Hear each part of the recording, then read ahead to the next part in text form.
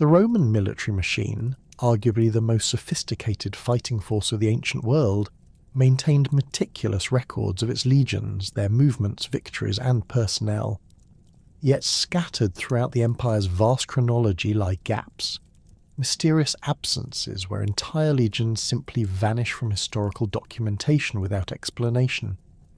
These disappearances represent one of the most intriguing puzzles in military history, challenging our understanding of Roman administrative efficiency and revealing the limitations of ancient record-keeping systems. The phenomenon of lost legions extends far beyond popular culture's fascination with the IX Hispana. Multiple Roman legions disappeared from official records during various periods of the empire's expansion and consolidation, each case presenting unique circumstances and levels of historical mystery. The 17th, 18th and 19th legions met their documented end in the Teutoburg forest disaster of 9 AD, yet their fate remained so traumatic for Roman consciousness that their numbers were never reused, a practice that speaks volumes about the psychological impact of military catastrophe on Roman society.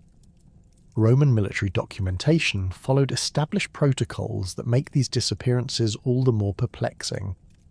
The empire maintained detailed records through various administrative channels: the Acta Diurna, military diplomas issued to retiring veterans, unit rosters maintained by legion commanders, and correspondence between provincial governors and Rome. Additionally, legions left physical traces through inscriptions on tombstones, building projects, and dedication stones scattered across their operational territories. The systematic nature of Roman bureaucracy makes the sudden absence of documentation particularly striking when it occurs. The IX Hispana presents perhaps the most compelling case study in legionary disappearance. This unit possessed a distinguished service record spanning over a century, with documented participation in campaigns from Britain to the Rhine frontier. Epigraphic evidence places the legion in York during the early 2nd century AD, where they constructed fortress walls and maintained garrison duties. Tombstones of 9th Legion soldiers found in York provide detailed information about individual servicemen, their origins, length of service, and family connections, painting a picture of a fully operational military unit integrated into the provincial administration. The last definitive evidence of the 9th Hispana's existence comes from building inscriptions dated to approximately 108 AD in York. After this point, the historical record becomes frustratingly sparse.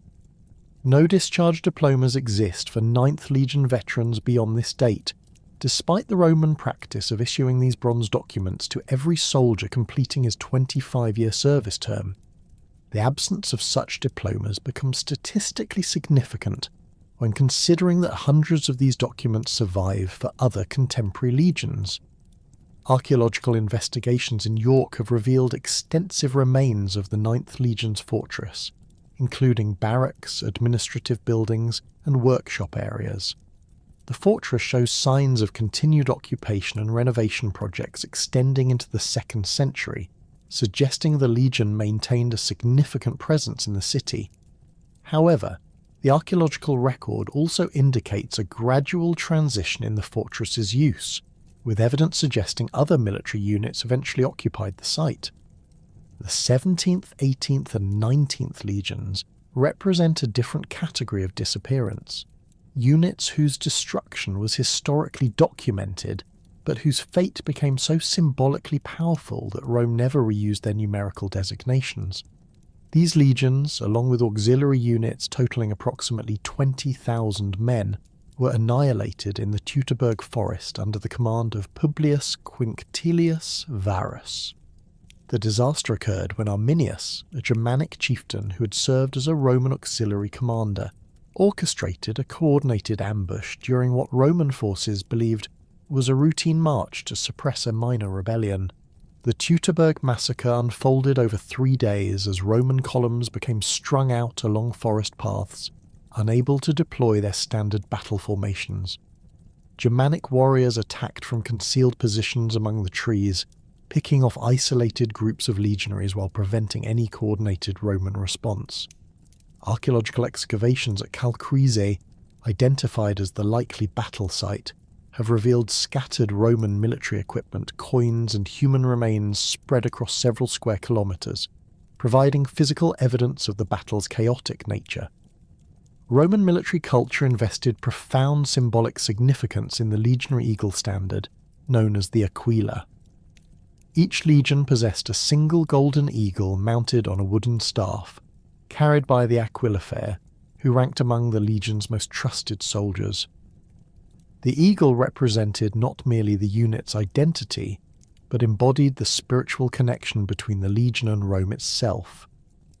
Loss of the eagle constituted the ultimate military disgrace, effectively ending the legion's existence regardless of surviving personnel. The recovery of lost eagles became matters of imperial priority, often driving military campaigns years or decades after the original defeat.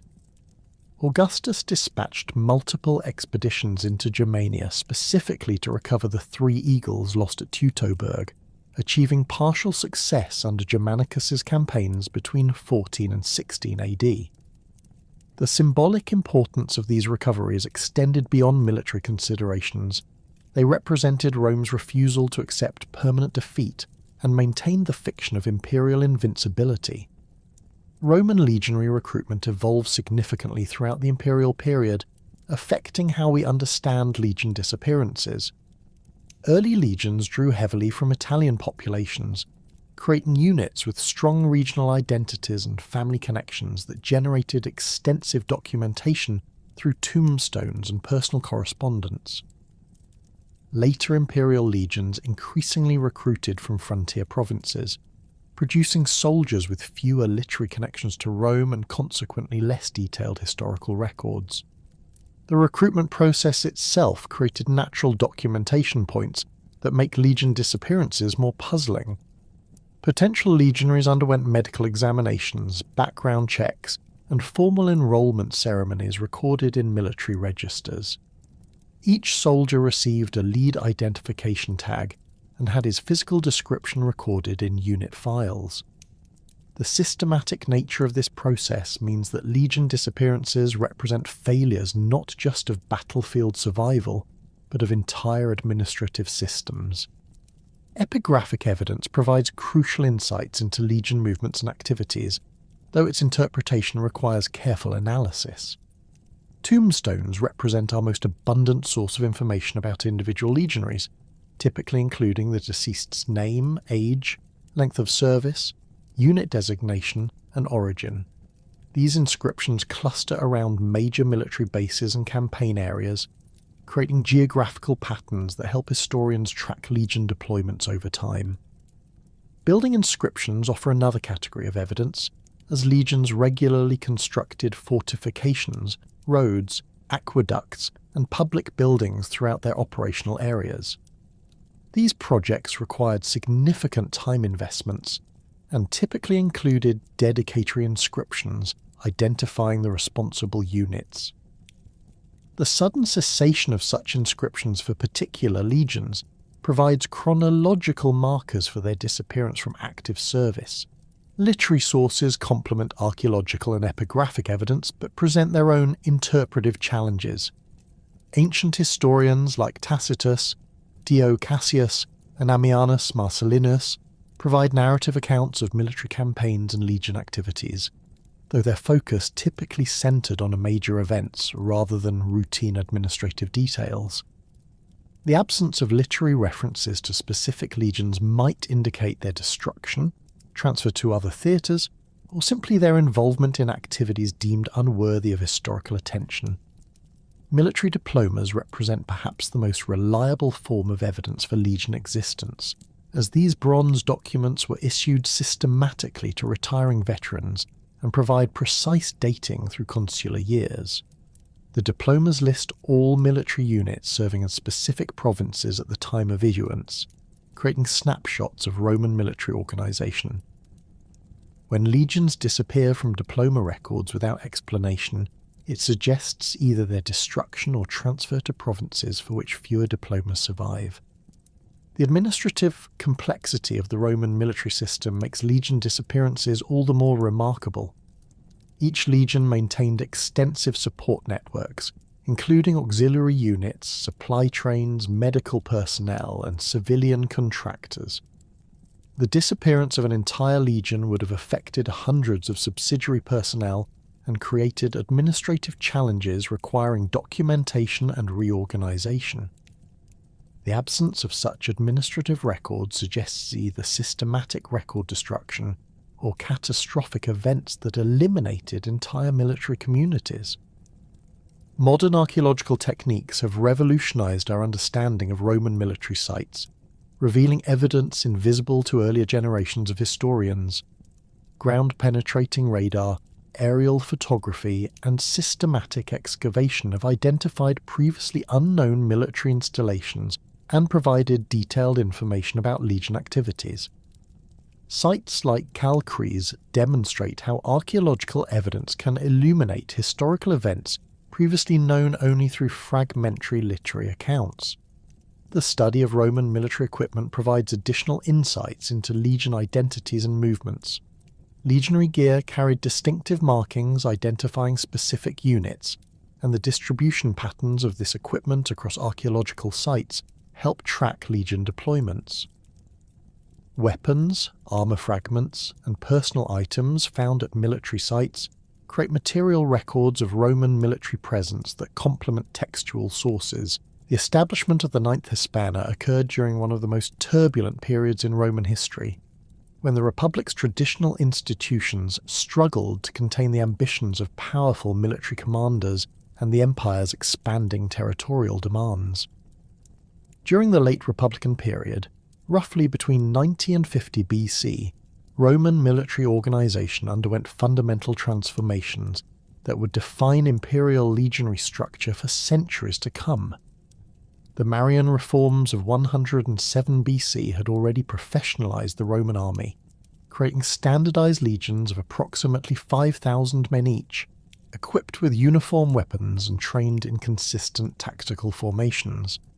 The 9th Legion's precise founding date remains obscured by the incomplete nature of late Republican military records, but epigraphic evidence and literary references suggest its establishment occurred sometime during the 80s BC, possibly during Sulla's reorganization of Roman forces following his civil war victory.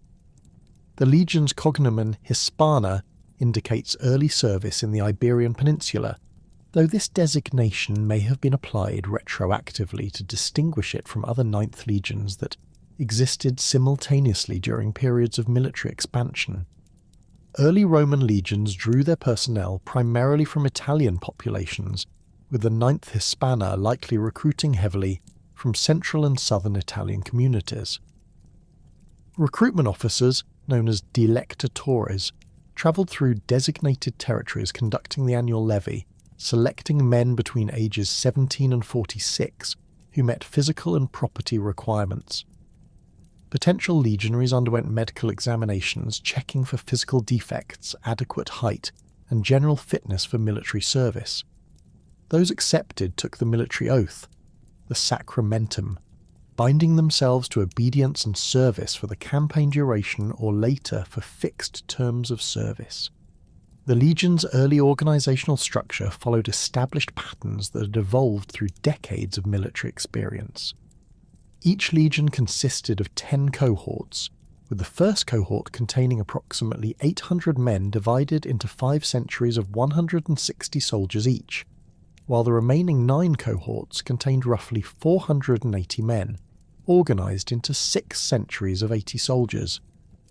This structure provided tactical flexibility while maintaining administrative efficiency, allowing commanders to deploy cohorts independently or combine them for major operations. Training regimens for new legionaries emphasised both individual combat skills and unit coordination. Recruits practiced sword work using wooden gladii against training posts, learning the precise thrusting techniques that made Roman infantry so effective in close combat. Shield work received equal attention, as the scutum served both defensive and offensive functions in Roman tactical systems. Javelin throwing with the pilum required extensive practice to achieve the accuracy and timing necessary for effective battlefield deployment. Beyond individual weapons training, recruits learned complex formation maneuvers, including the testudo formation for siege operations and various battle line deployments. The 9th Legion's first major campaign opportunity came during Julius Caesar's consulship in 59 BC, when he secured command of Gallic Gaul and Illyricum for an unprecedented 5-year term. Caesar inherited a military situation in Gaul that demanded immediate attention, as the Helvetii tribe had begun a massive migration that threatened Roman interests and allied territories. The 9th Hispana formed part of Caesar's initial force of 4 legions, joining the 7th, 8th and 10th legions in what would become one of history's most famous military campaigns. Caesar's Gallic Wars began in 58 BC with the Helvetii crisis, though the 9th Legion's specific role in this opening campaign remains unclear from surviving sources. Caesar's own commentaries, while detailed about overall strategy and major battles, rarely identify individual legion contributions except in exceptional circumstances. However, the systematic nature of Roman military operations suggests the 9th Hispana participated in the standard legionary duties of camp construction, foraging expeditions, and battle line formation that characterise Caesar's methodical approach to warfare. The legion's service during the Gallic Wars exposed it to diverse combat environments and enemy tactics that would prove invaluable in later campaigns. Gallic warfare differed significantly from Mediterranean conflicts, featuring heavily forested terrain, unpredictable weather conditions, and tribal opponents who employed guerrilla tactics alongside conventional battle formations. Celtic warriors typically fought with long swords and large shields, relying on individual prowess and intimidating war cries rather than the disciplined formations favoured by Roman forces. Archaeological evidence from Gallic war battle sites reveals the material conditions under which the 9th Legion operated during this period. Excavations at locations like Alesia have uncovered Roman military equipment including pilum heads, belt fittings, and tool fragments that illustrate the practical aspects of legionary life during extended campaigns. The discovery of Roman siege works, including the famous double walls at Alesia, demonstrates the engineering capabilities that Caesar's legions, including the 9th, developed during their Gallic service. The 9th Legion's absence from the siege of Gergovia in 52 BC represents one of the few specific details about its deployment during the Gallic Wars. Caesar's commentaries describe this operation as one of his rare tactical defeats, where Vercingetorix's forces successfully defended their hilltop stronghold and inflicted significant casualties on the attacking Romans. The legions present at Gergovia included the 7th, 8th, and 10th, along with auxiliary forces, but the 9th Hispania was apparently assigned to other duties during this campaign phase. The reasons for the 9th Legion's absence from Gergovia likely relate to Caesar's strategic deployment patterns throughout Gaul. Roman commanders typically maintained reserve forces or assigned legions to secure supply lines, guard conquered territories, or conduct parallel operations while major sieges proceeded. Does the 9th of May have been stationed to protect Caesar's communications with Roman territory, or assigned to contain other Gallic tribes who might have exploited Roman concentration at Gergovia? During the climactic campaign of 52 BC, culminating in the siege of Alesia, the 9th Legion almost certainly participated in one of antiquity's most famous military operations. The siege involved constructing elaborate fortifications surrounding the hilltop stronghold, while simultaneously building outer works to protect against a Gallic relief army. This double wall system required enormous labour investments from Caesar's legions, with soldiers working in shifts to complete the extensive earthworks, palisades, and defensive obstacles. The Alesia siege demonstrated Roman engineering capabilities at their peak, with legionaries constructing approximately 11 miles of inner walls and 13 miles of outer fortifications. These works included wooden stakes, concealed pits with sharpened stakes, and iron spikes designed to channel enemy attacks into predetermined killing zones.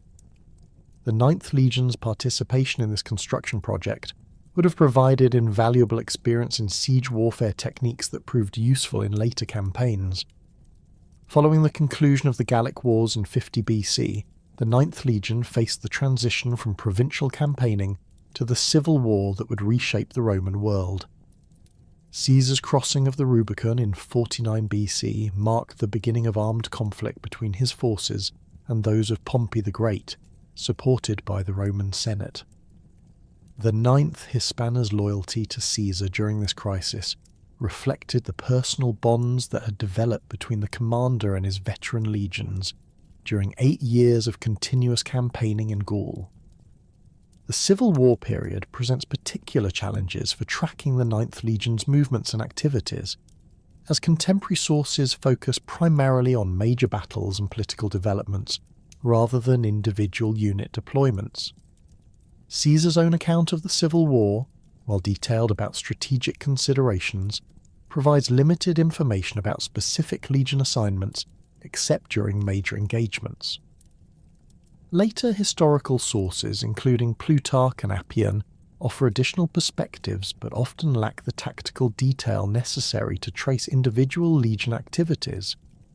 The Battle of Eboracum in 48 BC represents one potential engagement involving the 9th Legion, though definitive evidence remains elusive. This encounter, where Pompey's forces successfully defended their coastal position against Caesar's assault, resulted in one of Caesar's few tactical defeats during the Civil War. The battle involved complex manoeuvring around Pompey's fortified camp, with Caesar's legions attempting to break through defensive positions while under pressure from both the defenders and approaching relief forces. Archaeological investigations near modern Durrës, Albania, have revealed traces of Roman military activity consistent with the Eboracum campaign, including camp remains and scattered military equipment.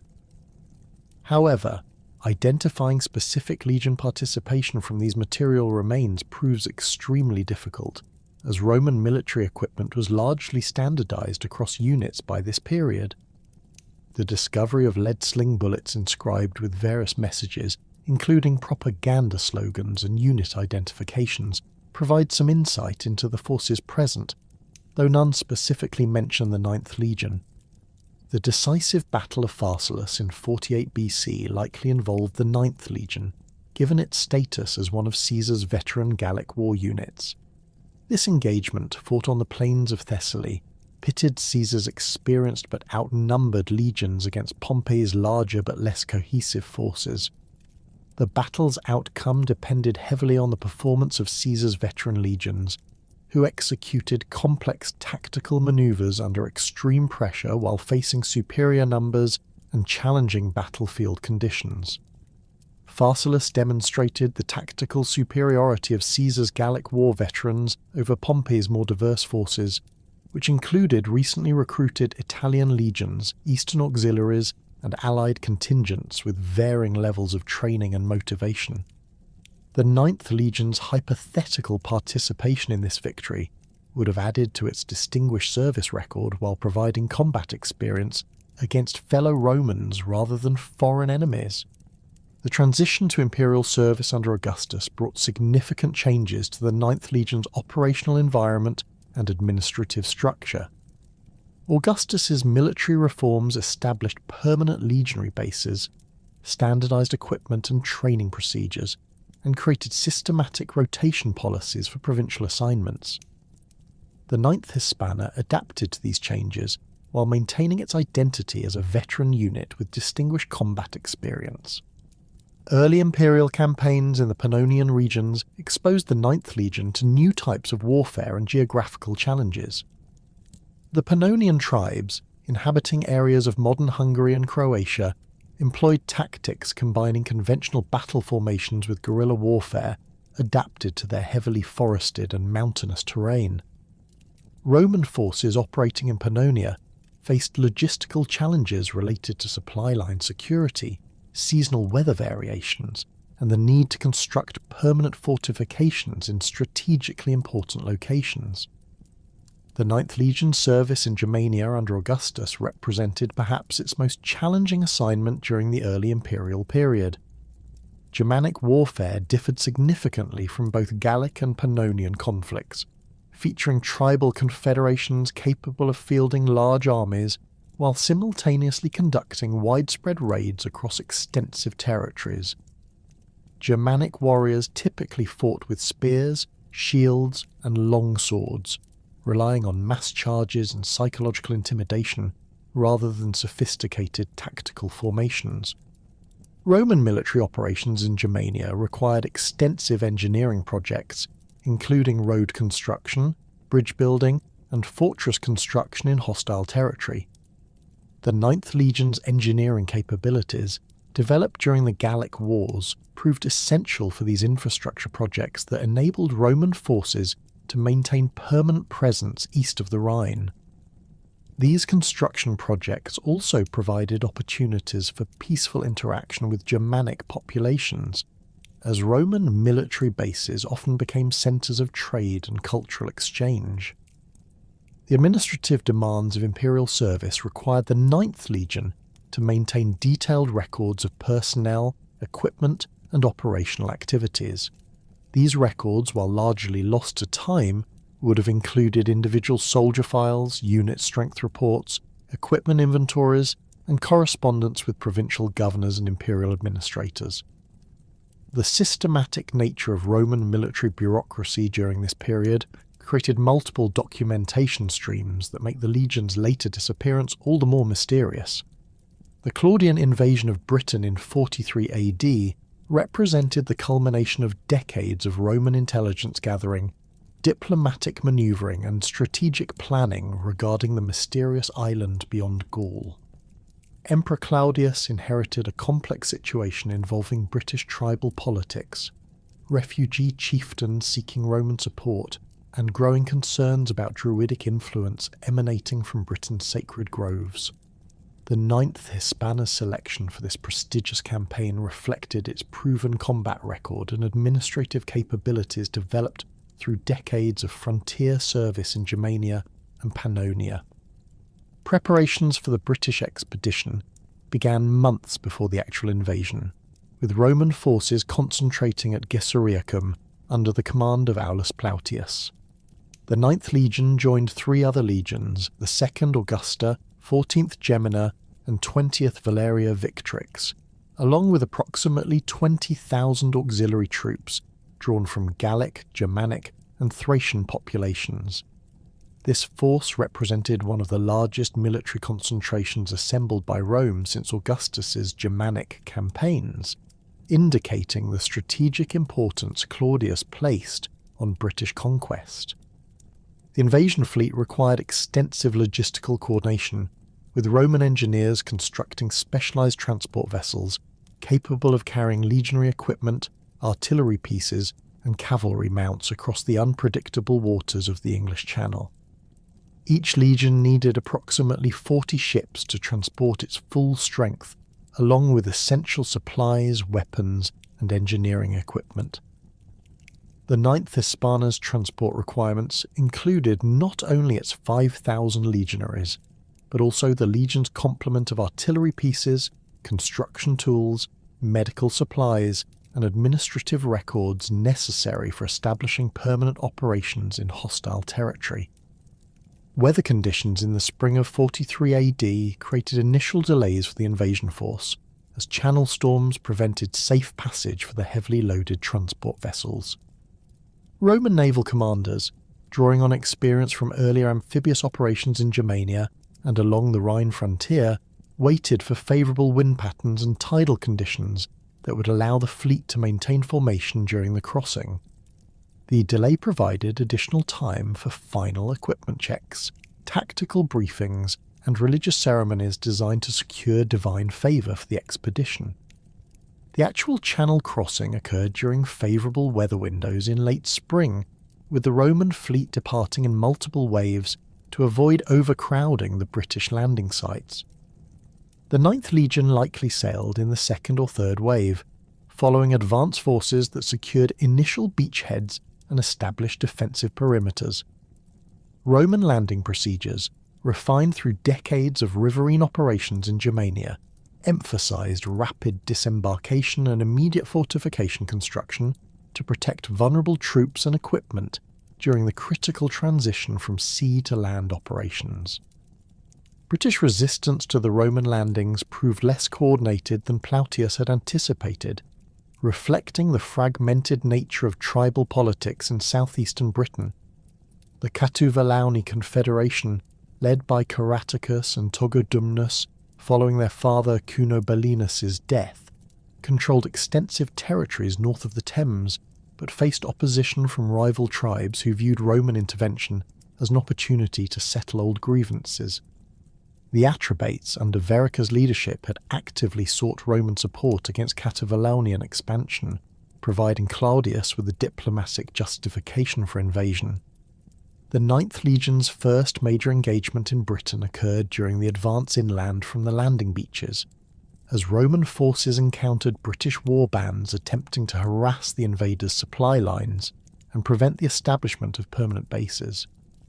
British warriors typically fought from horse-drawn chariots, a tactical system that had disappeared from continental European warfare centuries earlier, but remained effective in the British Isles' terrain conditions.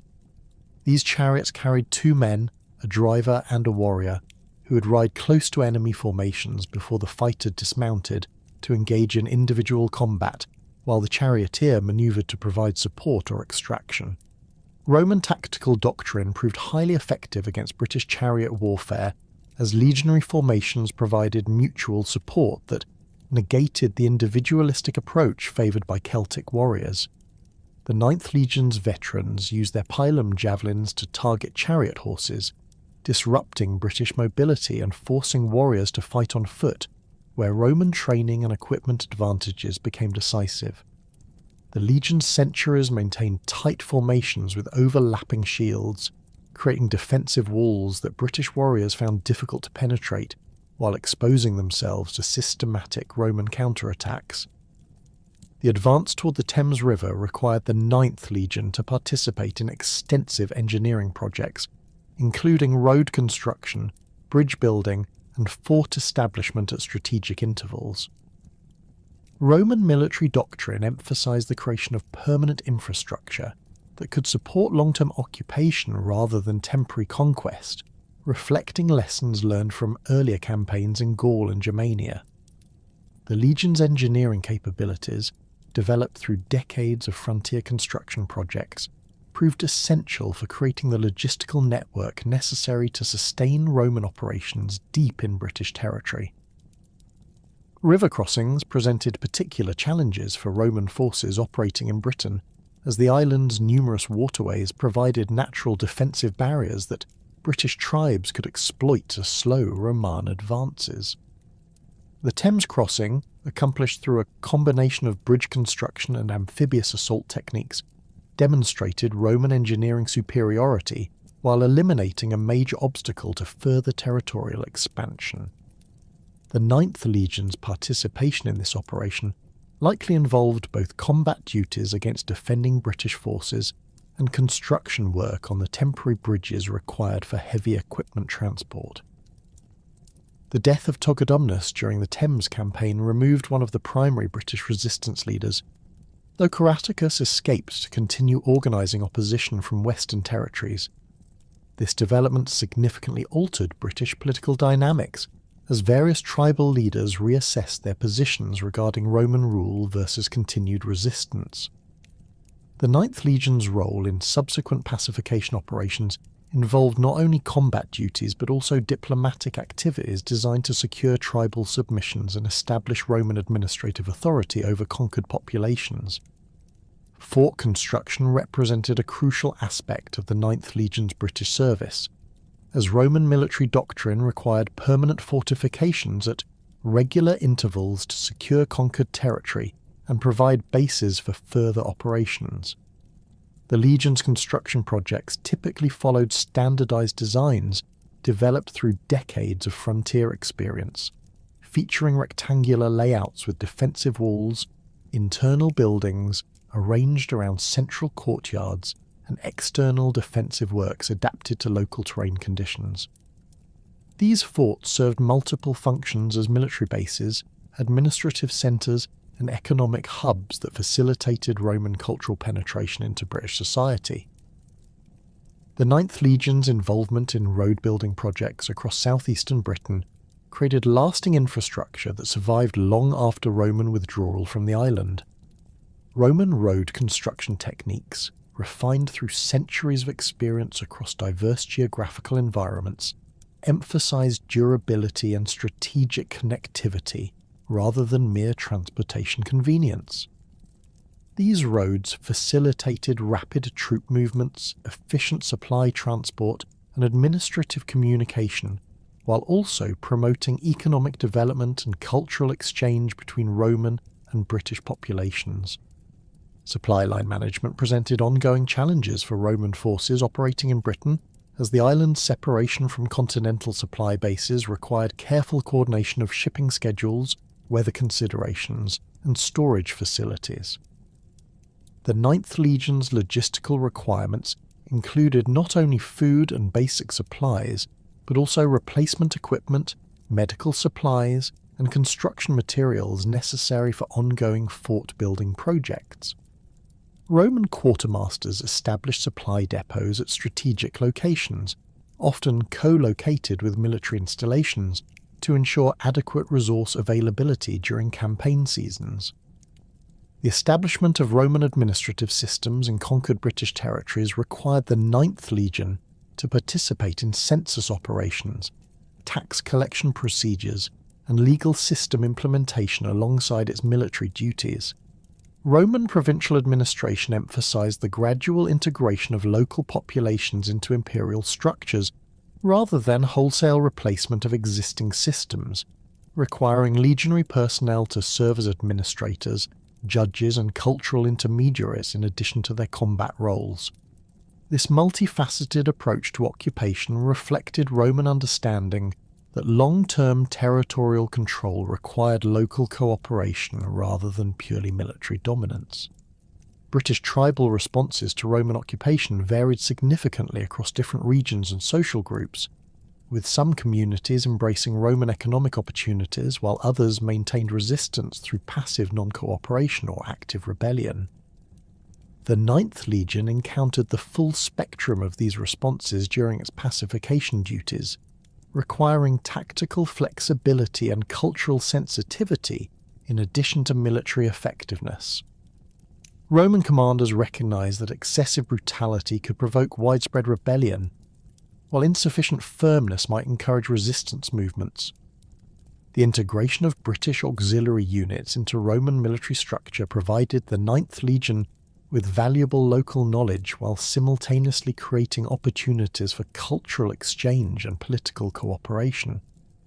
British warriors who joined Roman forces brought expertise in local terrain, weather patterns, and tribal politics that proved invaluable for ongoing military operations. These auxiliary units typically maintained their traditional weapons and fighting techniques while adopting Roman discipline and organizational structures, creating hybrid military formations that combined the best aspects of both military traditions. Religious and cultural interactions between Roman legionaries and British populations created complex dynamics that affected military operations and long-term occupation success. The Ninth Legion encountered Druidic religious practices that Romans viewed as both politically dangerous and culturally fascinating, leading to policies that sought to eliminate Druidic political influence while tolerating other aspects of British religious tradition. Roman religious tolerance, combined with the gradual introduction of imperial cult practices, created syncretic religious environments that facilitated cultural integration while maintaining Roman political control. Economic development in Roman-occupied Britain provided opportunities for Ninth Legion veterans to establish businesses, acquire land, and integrate into civilian society following their military service. The Legion's construction projects created demand for skilled craftsmen, while Roman agricultural techniques and trade connections opened new economic opportunities for both Roman settlers and cooperative British populations. This economic integration created stakeholder communities with vested interests in maintaining Roman rule, strengthening the occupation's long-term stability. The 9th Legion's medical services adapted to British environmental conditions and disease patterns that differed significantly from Mediterranean or continental European contexts. British climate conditions, dietary differences, and exposure to unfamiliar pathogens required Roman military medicine to develop new treatment protocols and preventive measures. Legion medical personnel trained in Roman military hospitals and supplemented by local practitioners familiar with British medicinal plants created hybrid medical systems that improved soldier health and survival rates during extended British service. Training programs for British auxiliary recruits provided the 9th Legion with opportunities to refine its instructional techniques while adapting Roman military methods to British cultural contexts. These programs required Roman instructors to communicate across language barriers, modify training techniques for different physical capabilities and cultural backgrounds, and integrate British tactical knowledge into Roman military systems. The success of these training programs directly affected the Legion's operational effectiveness and the broader success of Roman occupation policies. The 9th Legion's medical services adapted to British environmental conditions and disease patterns that differed significantly from Mediterranean or continental European contexts. British climate conditions, dietary differences, and exposure to unfamiliar pathogens required Roman military medicine to develop new treatment protocols and preventive measures. Legion medical personnel trained in Roman military hospitals and supplemented by local practitioners familiar with British medicinal plants created hybrid medical systems that improved soldier health and survival rates during extended British service. The administrative failures that precipitated Boudica's rebellion began with the death of Prasutagus, king of the Iceni tribe, sometime around 59 or 60 AD. Prasutagus had maintained a complex relationship with Roman authorities, serving as a client king who retained nominal independence while acknowledging Roman supremacy and paying tribute. His kingdom encompassed modern Norfolk and parts of Suffolk and Cambridgeshire, territories rich in agricultural resources and strategically positioned along important trade routes connecting southeastern Britain with continental markets. Prasutagus's will, designed to ensure his kingdom's survival under Roman rule, divided his estates between his daughters and Emperor Nero, following established precedents for client kingdom succession. This arrangement reflected common Roman practice for managing buffer territories, where local rulers maintained internal authority while Rome controlled external relations and military affairs. However, the will's implementation revealed fundamental misunderstandings between Roman legal concepts and British tribal traditions regarding inheritance, property rights, and political authority. Roman procurator Catus Decianus interpreted Prasutagus's death as an opportunity to fully incorporate Iceni territory into direct Roman administration, viewing the client kingdom arrangement as a temporary expedient that had outlived its usefulness. Decianus dispatched teams of Roman officials, supported by military detachments, to conduct comprehensive property assessments and implement immediate administrative changes throughout Iceni territory. These officials treated the kingdom as conquered territory, rather than an allied state transitioning to Roman rule, ignoring established agreements and traditional British legal practices. The Roman assessment teams systematically catalogued Iceni property, livestock, and agricultural resources, while identifying potential tax revenues and tribute obligations. Their methods reflected standard Roman administrative procedures developed for conquered territories, emphasizing comprehensive documentation and immediate revenue generation rather than gradual integration of existing systems. Roman officials confiscated lands designated for imperial inheritance, while demanding detailed inventories of remaining tribal assets, creating widespread anxiety among Iceni nobles who feared complete dispossession. Boudica's personal humiliation at Roman hands became the symbolic catalyst for broader tribal grievances against Roman rule. Roman officials, treating her as a conquered enemy rather than an allied ruler's widow, subjected her to physical punishment including flogging, while her daughters suffered sexual assault from Roman soldiers or officials.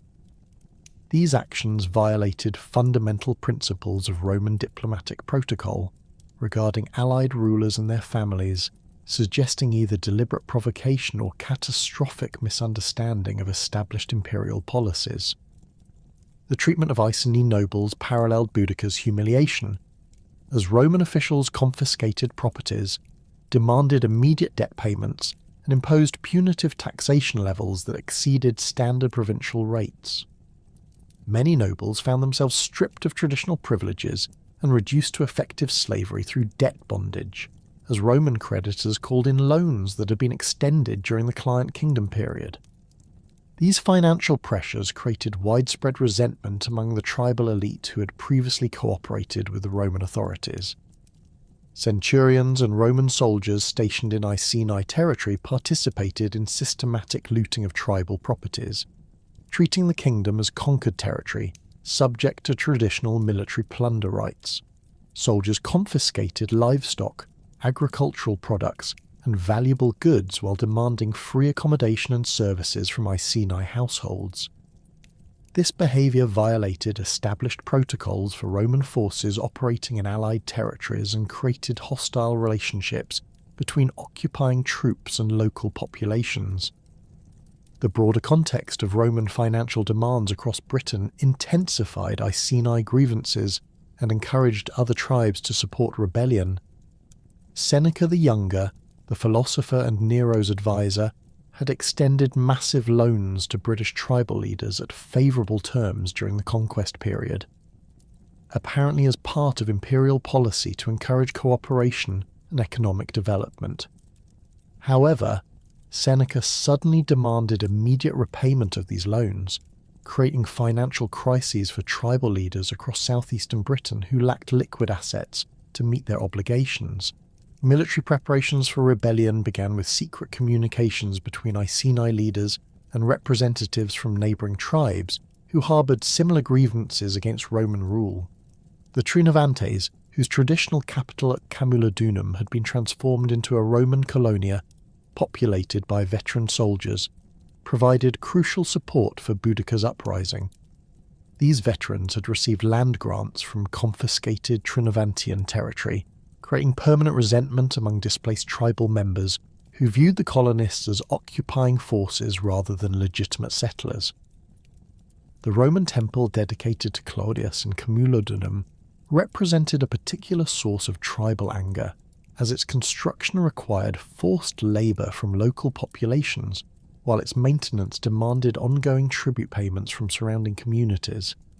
The temple's design deliberately emphasised Roman dominance through monumental architecture that dwarfed traditional British buildings, while its religious ceremonies celebrated imperial conquest and British subjugation. Tribal leaders viewed the temple as a symbol of cultural destruction and religious oppression that justified violent resistance.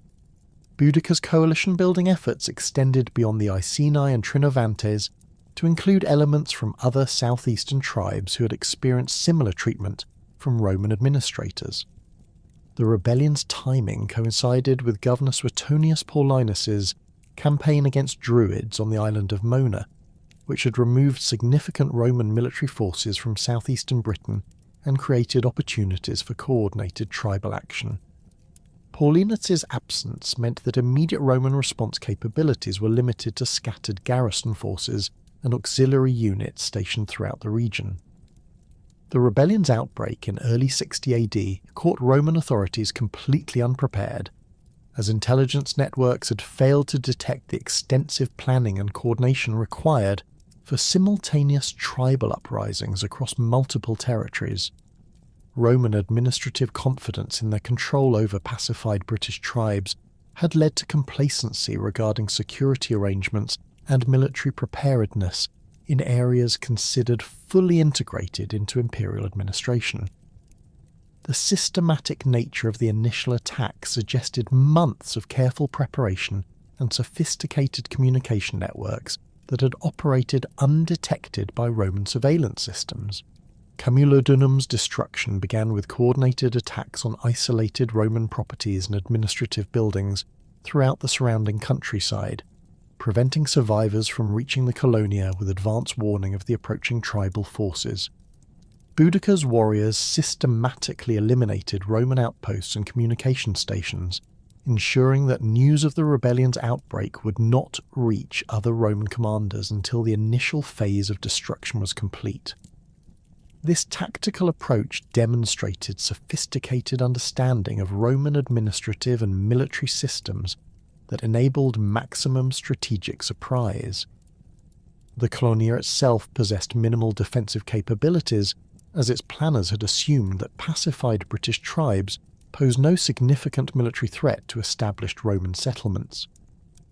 The veteran colonists had constructed typical Roman urban infrastructure, including forums, temples, theatres, and residential districts, but had not invested in substantial defensive walls or military installations that might have provided protection against tribal attacks. The settlement's prosperity and civilian character made it an attractive target, while its defensive weaknesses ensured rapid conquest. Archaeological evidence from Camulodunum reveals the systematic nature of the destruction inflicted by Boudica's forces, with excavations uncovering thick layers of ash and burned debris containing Roman artefacts, building materials, and human remains. The destruction layer extends across the entire urban area, indicating that tribal forces methodically burned every significant structure rather than conducting selective attacks on specific targets.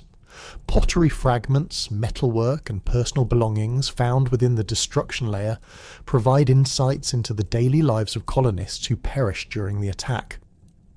The 9th Legion's response to reports of trouble in the Camulodunum region reflected standard Roman military procedures for dealing with provincial disturbances, though intelligence regarding the rebellion's scale and intensity remained incomplete when Petilius Cerialis received orders to march south from the legion's base.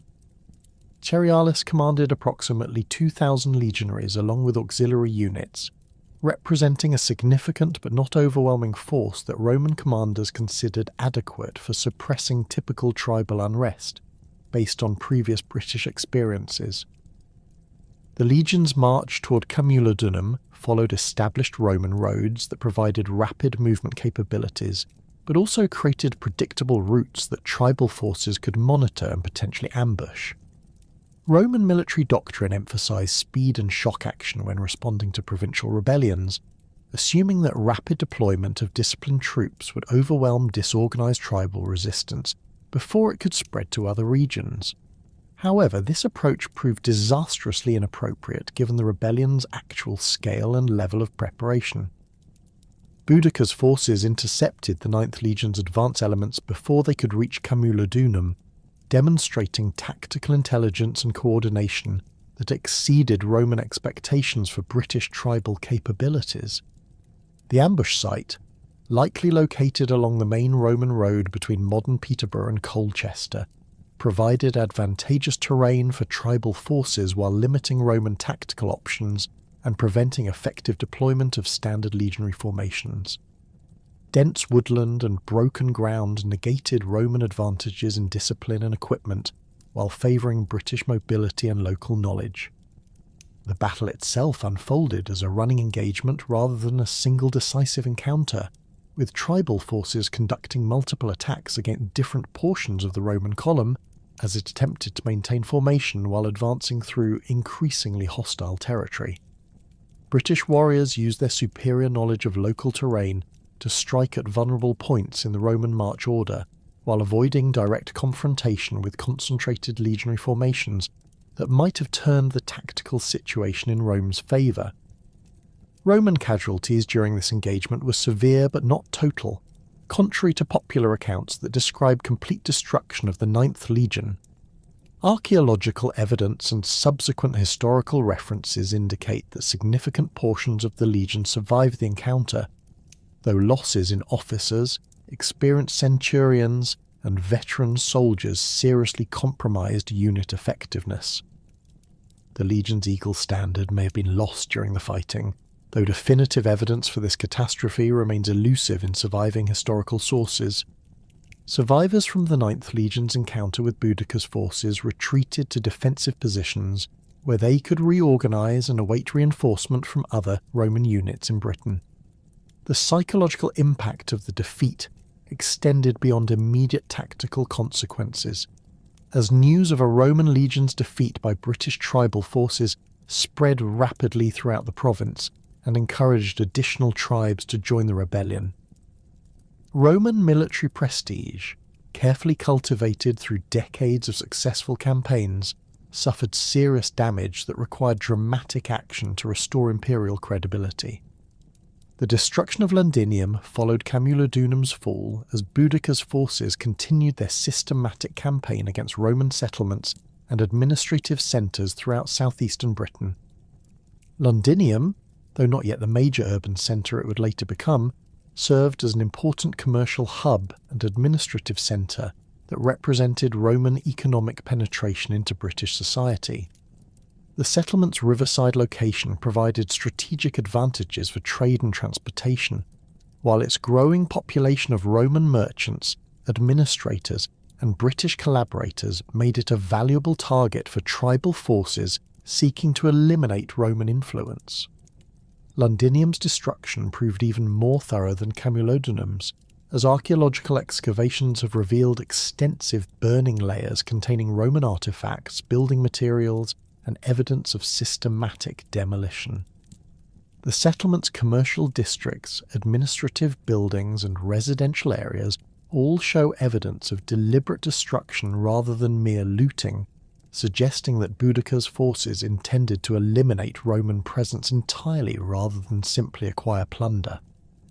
The discovery of human skulls in the River Walbrook, apparently deposited during this period, provides grim evidence of the massacre that accompanied the city's destruction. Verulamium's fate paralleled that of the other Roman settlements, though its status as a municipium populated primarily by Romanised Britons rather than Roman colonists created different dynamics during the rebellion. The city's British population had adopted Roman urban planning, architectural styles, and administrative systems while maintaining elements of traditional tribal culture, creating a hybrid society that represented successful Roman cultural integration. However, this Romanization made Verulamium's inhabitants targets for tribal forces who viewed cultural assimilation as betrayal of British traditions and identity. The reconstruction of the 9th Hispana following its devastating encounter with Boudica's forces required extensive reorganization and reinforcement that fundamentally altered the legion's composition and capabilities. Emergency replacements arrived from continental legions, particularly from Rhine frontier units that possessed experience in similar tribal warfare conditions. These reinforcements brought different training backgrounds, equipment variations, and tactical approaches that needed integration with surviving 9th Legion personnel who retained institutional knowledge and unit traditions despite their recent traumatic experiences. Gnaeus Julius Agricola's appointment as governor of Britain in 77 AD marked the beginning of systematic Roman expansion into the northern territories that would test the reconstituted 9th Legion's effectiveness against entirely new forms of warfare. Agricola inherited a province where Roman control remained tenuous beyond the initial conquest territories, with large areas of Wales and virtually all of Scotland remaining outside direct Roman administration. His mandate from Emperor Vespasian emphasised consolidation of existing gains while exploring opportunities for further territorial expansion that might provide strategic advantages and economic benefits. Agricola's strategic assessment of Britain identified the northern territories as both a potential threat and an opportunity for Roman expansion. Caledonian tribes possessed sophisticated military capabilities, extensive territorial knowledge, and political organisations that enabled coordinated resistance against Roman advances. However, these same territories contained valuable natural resources including metals, agricultural land, and strategic positions that could enhance Roman defensive capabilities while providing economic returns to justify conquest expenses. The 9th Legion's deployment to northern Britain began with preliminary reconnaissance operations designed to gather intelligence about Caledonian tribal structures, military capabilities, and territorial organisation. Roman scouts, supported by British auxiliary units familiar with northern terrain conditions, conducted systematic surveys of major river valleys, mountain passes, and coastal areas that might provide invasion routes or defensive positions. These reconnaissance missions revealed the complex geographical challenges that would characterise subsequent military operations in Scotland's diverse landscape. Caledonian warfare differed significantly from the tribal conflicts Romans had encountered in southern Britain, Gaul, or Germania. Highland warriors possessed intimate knowledge of mountainous terrain that provided numerous opportunities for ambushes, defensive positions, and strategic withdrawals when facing superior Roman forces. Their military organisation emphasised mobility and flexibility, rather than the fixed battle formations that Roman tactics were designed to counter, creating tactical challenges that required significant adaptations to standard legionary procedures. The advance into Caledonian territory began with the establishment of forward operating bases at strategic locations that could support extended military operations, while providing secure supply lines back to Roman-controlled territories. The 9th Legion participated in constructing these installations, applying engineering expertise developed through decades of frontier construction projects to create fortifications adapted to Scottish geographical conditions and defensive requirements. Fort construction in the Scottish Highlands required modifications to standard Roman military architecture due to local terrain conditions, climate factors, and available building materials. Highland forts typically featured stone foundations where suitable materials were available, with timber superstructures designed to withstand severe weather conditions, including heavy rainfall, strong winds, and occasional snow. The 9th Legion's construction teams adapted traditional Roman engineering techniques to work with local stone types, timber species, and terrain features that differed significantly from Mediterranean or continental European environments. Supply line management presented unprecedented challenges for Roman forces operating in the Scottish Highlands, as the mountainous terrain limited transportation options while extending distances between supply bases and forward positions. The 9th Legion's logistical requirements included not only standard military supplies, but also specialised equipment for mountain warfare, additional medical supplies for treating altitude-related conditions, and construction materials for ongoing fortification projects in remote locations.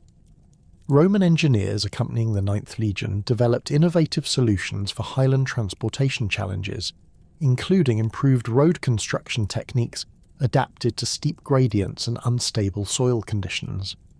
These roads required extensive drainage systems to handle heavy rainfall, reinforced foundations to prevent erosion, and strategic placement to minimise exposure to potential ambush sites while maintaining reasonable gradients for supply wagons and artillery transport. The establishment of the Gasque Ridge frontier represented one of the most ambitious Roman engineering projects in Britain, creating a defensive line that predated Hadrian's Wall by several decades while demonstrating Roman capabilities for large-scale military construction in challenging terrain. The 9th Legion's participation in this project involved both construction duties and garrison responsibilities at strategic watchtowers and forts along the defensive line. Gasque Ridge fortifications followed a systematic design that maximised defensive capabilities while minimising construction requirements and garrison needs. Watchtowers positioned at regular intervals provided visual communication networks that enabled rapid transmission of intelligence about Caledonian movements, while larger forts housed garrison forces capable of responding to identified threats. The 9th Legion's personnel rotated through various positions along this frontier, gaining experience with different aspects of Highland defensive operations. Signal systems along the Gasque Ridge employed both visual and auditory methods adapted to Highland weather conditions that frequently limited visibility due to fog, rain, or snow. Roman signal fires used specially prepared fuel mixtures that produced distinctive smoke colours and patterns, while horn signals provided backup communication during periods of poor visibility. The 9th Legion's signalling personnel required extensive training to master these communication techniques and maintain reliable contact between widely dispersed positions. Caledonian responses to Roman frontier construction demonstrated sophisticated understanding of Roman military engineering and tactical capabilities. Highland tribes conducted systematic harassment campaigns against Roman construction sites, supply convoys, and isolated outposts while avoiding direct confrontation with concentrated Roman forces. These tactics forced the 9th Legion to adapt its operational procedures to provide adequate security for construction projects while maintaining offensive capabilities for pursuing tribal raiders. The advance beyond the Gasque Ridge into the Central Highlands exposed the 9th Legion to increasingly difficult terrain and weather conditions that tested Roman military adaptation capabilities. Highland valleys provided natural invasion routes, but also created potential trap sites where Caledonian forces could concentrate against extended Roman columns. Mountain passes offered strategic positions for controlling territorial access, but required extensive engineering work to make them suitable for Roman military traffic. Roman tactical adaptations for Highland warfare emphasized smaller unit operations that could respond effectively to tribal harassment while maintaining coordination with larger formations when circumstances permitted. The 9th Legion developed specialized patrol techniques, modified equipment configurations, and communication procedures designed specifically for mountain warfare conditions that differed significantly from traditional Roman military doctrine. Weather conditions in the Scottish Highlands created operational challenges that Roman forces had rarely encountered in previous campaigns. Persistent rainfall made road maintenance a constant concern while creating health problems for soldiers accustomed to drier climates. Temperature variations between valley floors and mountain elevations required flexible clothing and equipment systems, while shortened daylight hours during winter months limited operational windows for military activities. Caledonian military organisation reflected sophisticated adaptation to Highland geographical conditions, with tribal confederations capable of coordinating large-scale operations while maintaining flexibility for local defensive actions. Highland warriors possessed superior knowledge of local terrain features, weather patterns, and seasonal conditions that provided significant tactical advantages over Roman forces operating in unfamiliar territory. The Battle of Mons Graupius in 83 AD represented the climactic encounter between Roman forces and the largest Caledonian army assembled during Agricola's campaigns. The 9th Legion's participation in this engagement demonstrated both the effectiveness of Roman tactical adaptations and the limitations of conventional military operations in highland terrain conditions. Tacitus's account of the battle, while providing valuable insights into Roman tactical approaches, reflects literary conventions that may obscure specific details about individual legion contributions. Caledonian forces at Mons Graupius employed defensive positions on elevated terrain that maximised their numerical advantages while limiting Roman tactical options. Highland warriors positioned themselves in multiple lines, extending up hillside slopes, creating defensive depth that would require Roman forces to fight uphill against prepared positions, while maintaining formation integrity under difficult conditions.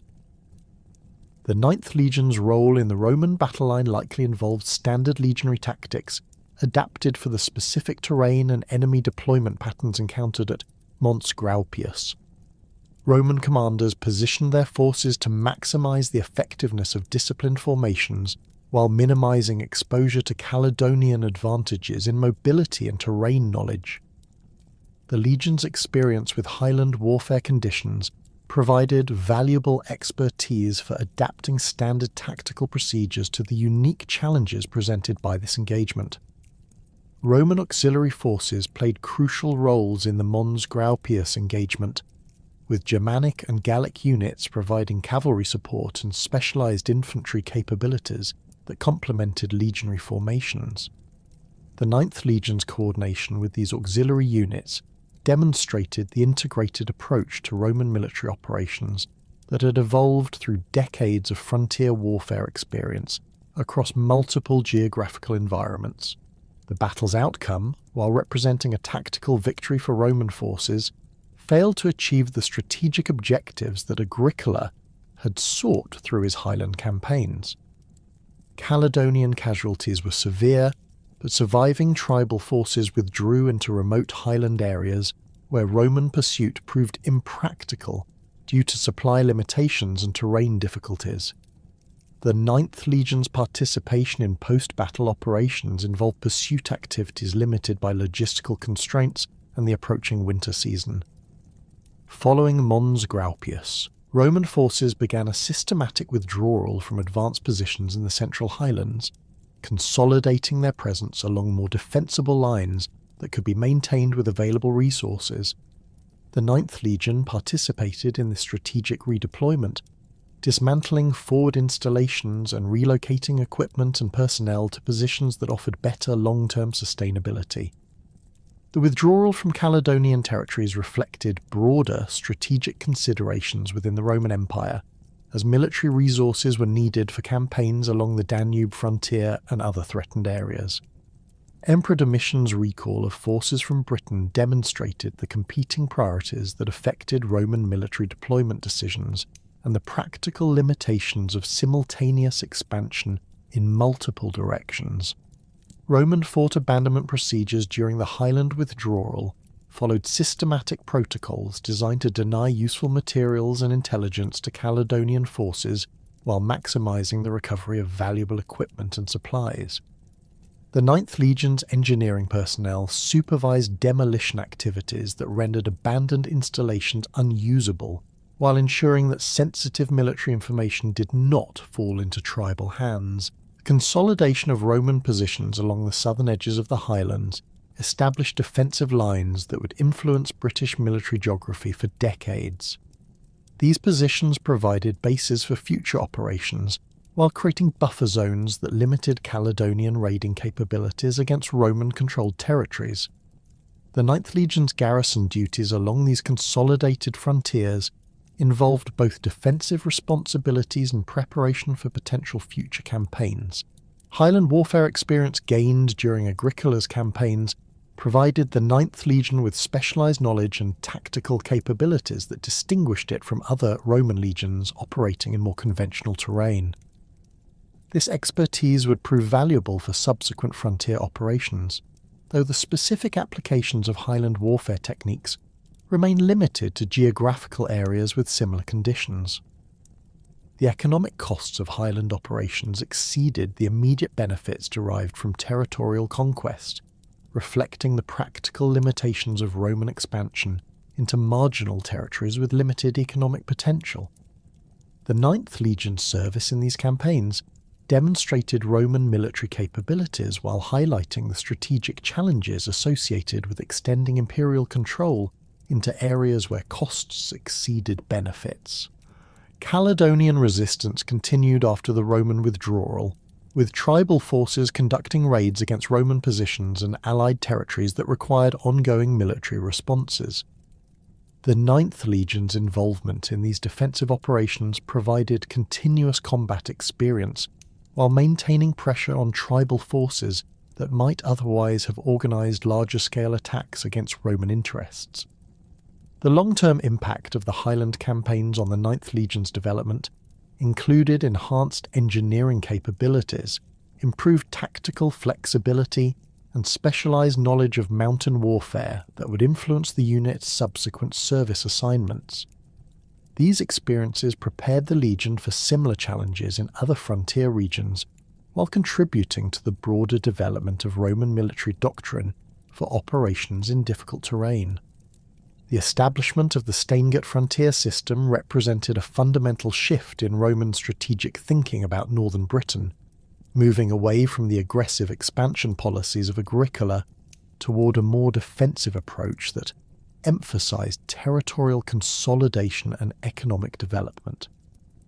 This linear frontier, stretching approximately 84 miles from Carlisle in the west to Corbridge in the east, created the first systematic attempt to control movement between Roman Britain and the unconquered territories beyond. The IX Hispana played a crucial role in developing this frontier system, contributing both military expertise and engineering capabilities gained through decades of construction experience across various challenging terrains. The Stainget itself consisted of a military road connecting a series of forts positioned at strategic intervals, typically 8 to 12 miles apart, creating a network of mutually supporting installations capable of coordinating defensive operations across the entire frontier length. Roman engineers selected fort locations based on careful analysis of local terrain features, water availability, strategic visibility, and proximity to existing transportation networks. The 9th Legion's construction teams applied lessons learned from Highland fortress building to create installations adapted specifically to the rolling hills and river valleys of northern England's distinctive landscape. Corbridge, known to the Romans as Corsta Pitum, emerged as the eastern anchor of the Staingate system and one of the most important military installations in northern Britain. The 9th Legion's involvement in Corbridge's development began during the initial construction phases in the 80s AD, when Roman forces first established a military presence at this strategic location, where Dare Street, the major north-south road, crossed the River Tyne. The fort's position provided excellent control over this crucial river crossing, while offering commanding views of surrounding territory that enabled early detection of potential threats from the north. Archaeological excavations at Corbridge have revealed the sophisticated nature of Roman military engineering during this period, with multiple construction phases reflecting evolving defensive requirements and changing garrison needs.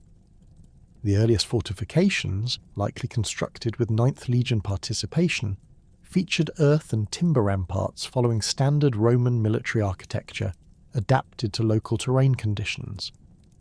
Stone construction phases, implemented during subsequent decades, demonstrated increasing Roman confidence in the frontier's permanence and their commitment to maintaining long-term military presence in this strategic location. The fort's internal layout followed established Roman military planning principles, while incorporating modifications necessary for frontier conditions and extended garrison duties.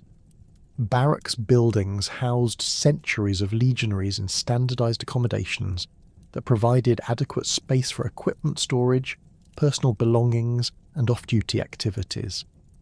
The Principia, or headquarters building, contained administrative offices, record storage areas, and the sacred shrine where the Legion standards were kept, serving as both the practical and spiritual centre of military life. Granary buildings at Corbridge reflected the complex logistical requirements of frontier garrison duty, with storage capacities calculated to maintain adequate food supplies during extended periods when supply convoys might be disrupted by weather conditions or enemy activity. Roman military engineers designed these structures with raised floors, ventilation systems, and moisture control features that prevented spoilage while protecting stored grain from rodent damage and other environmental threats. Workshop areas within the fortress complex housed specialist craftsmen responsible for maintaining and repairing military equipment, weapons, and personal items essential for effective military operations.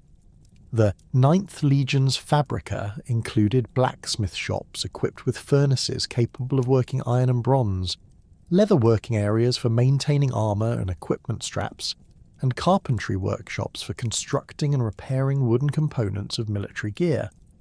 These facilities enable the garrison to maintain operational readiness despite their distance from major supply bases and manufacturing centres.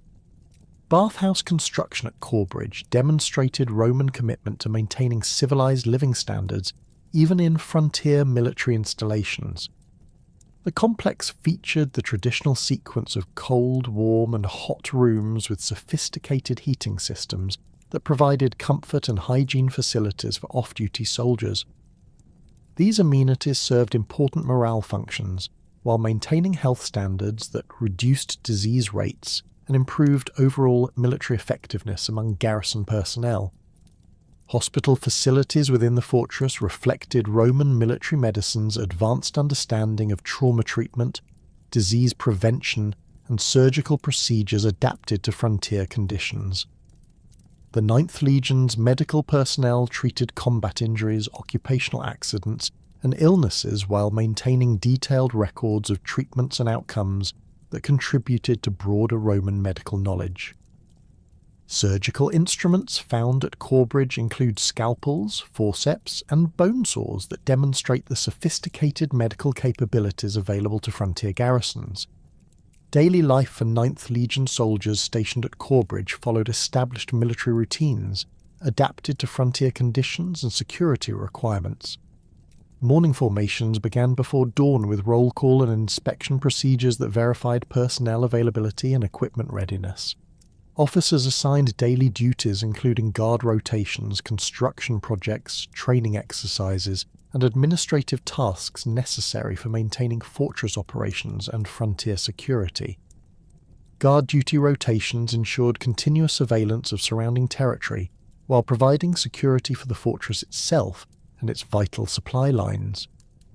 Sentries posted on fortress walls and watchtowers maintained visual contact with neighbouring installations while monitoring road traffic and potential signs of hostile activity.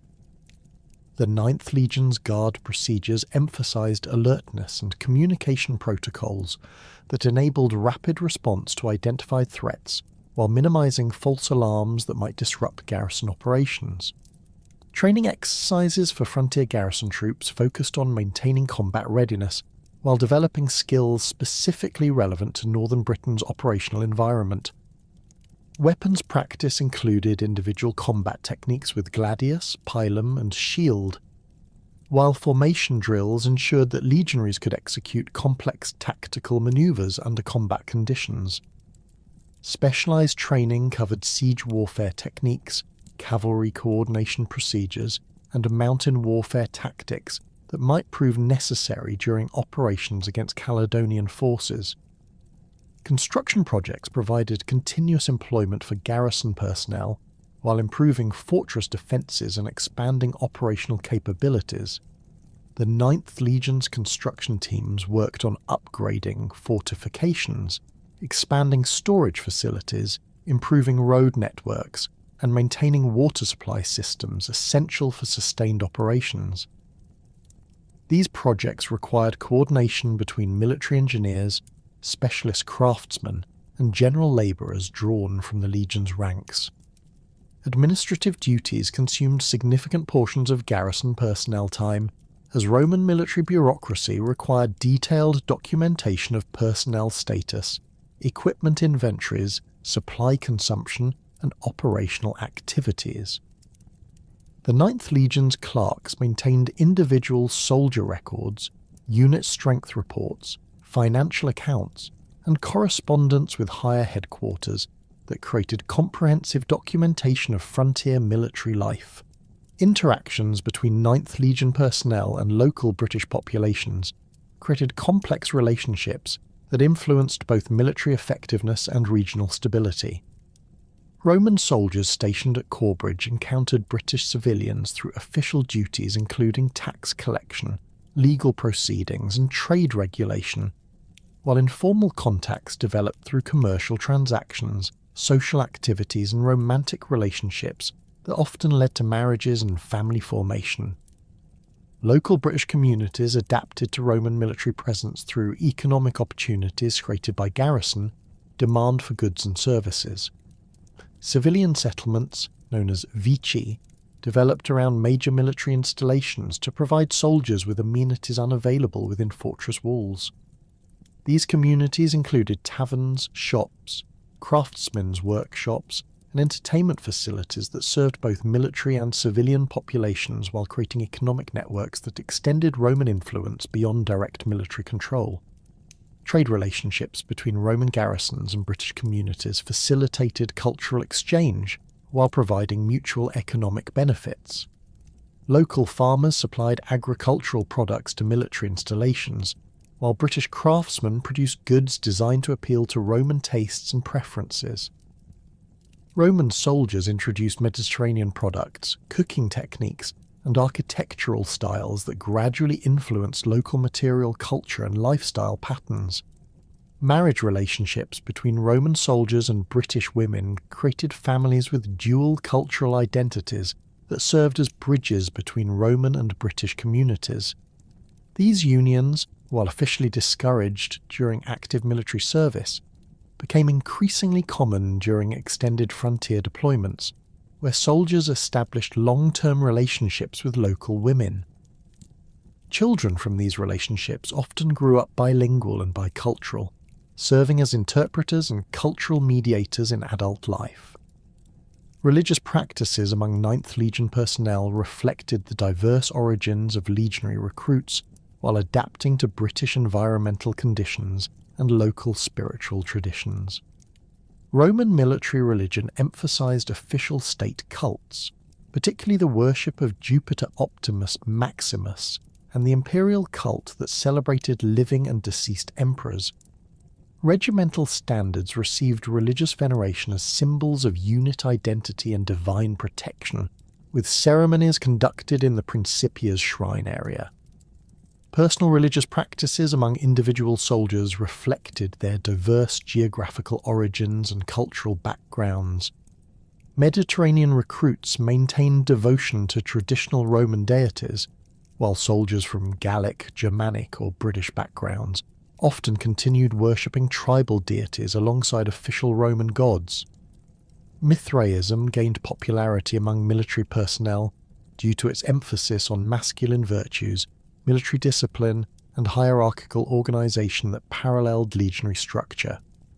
Local British religious sites near Roman military installations often became centres of religious syncretism where Roman and Celtic deities were worshipped together or identified with each other. Springs, groves, and hilltop locations sacred to British tribes received Roman architectural embellishments while maintaining their traditional spiritual significance. 9th Legion personnel participated in these syncretic religious practices as part of their integration into local communities. Seasonal festivals provided opportunities for cultural exchange between Roman military personnel and British civilian populations. Roman religious calendar celebrations, including Saturnalia and imperial birthday festivals, were adapted to include local participants and incorporate British customs.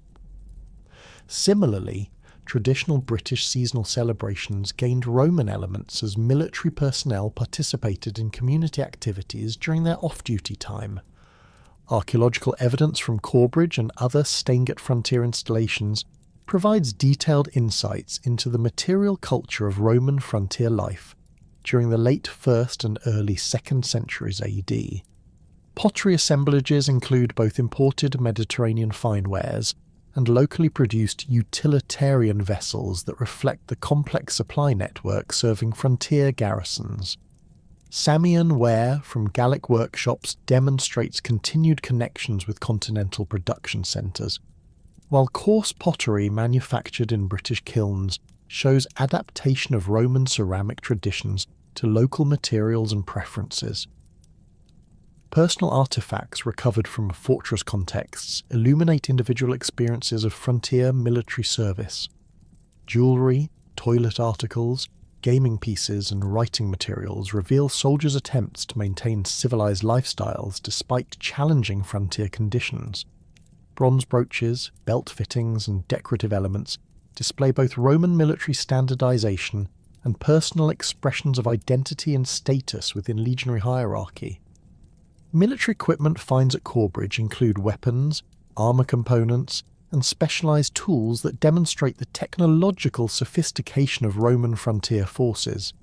Iron spear points, sword fragments, and shield bosses show evidence of combat use and repair, while horse gear and cavalry equipment indicate the integrated nature of Roman frontier defence systems.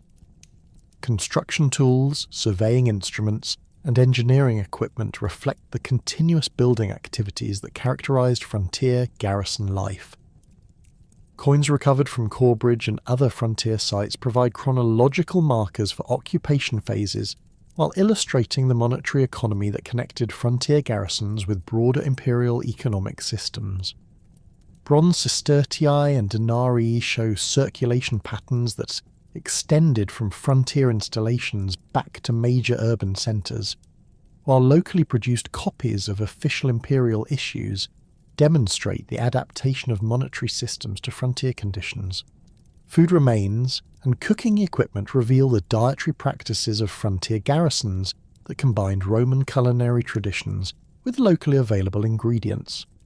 Carbonized grain deposits show the storage and processing of wheat, barley, and other cereals that form the foundation of military diet.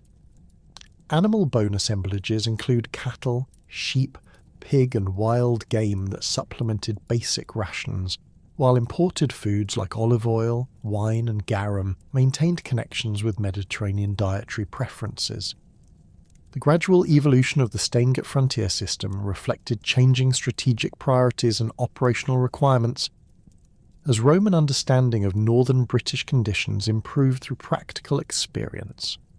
Initial installations focused primarily on military control and territorial security, while later developments emphasized economic integration and civilian administration that created more stable long-term relationships with local populations.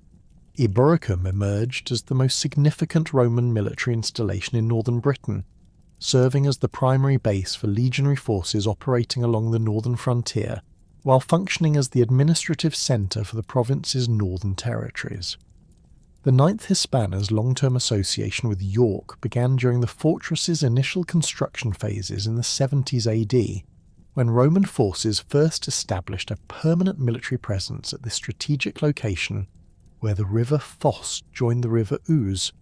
The selection of York as a major legionary base reflected careful Roman analysis of geographical, strategic, and logistical factors that made this location ideal for controlling northern Britain. The site's position at the confluence of two navigable rivers provided excellent transportation connections with both coastal areas and inland territories, while the surrounding fertile agricultural land could support large military populations. The location offered commanding views of important river crossings and road networks, while providing natural defensive advantages that reduce construction requirements for artificial fortifications. Archaeological investigations within modern York have revealed the extensive remains of the Roman legionary fortress, including substantial portions of defensive walls, internal buildings and infrastructure systems that supported a garrison of approximately 5,000 legionaries plus auxiliary personnel. The fortress covered roughly 50 acres within rectangular defensive walls, constructed of local limestone and incorporating advanced Roman military engineering techniques adapted to local soil conditions and available building materials. The fortress walls at York demonstrate the sophisticated defensive capabilities developed by Roman military engineers for permanent frontier installations. Stone foundations supported walls reaching heights of 15 to 20 feet, with regular towers providing elevated positions for artillery pieces and observation posts. The walls incorporated multiple gate complexes designed to control access, while providing sally ports for offensive operations when circumstances required active defence against attacking forces. Internal street systems within the York fortress followed standard Roman military planning principles, while adapting to the site's specific topographical features.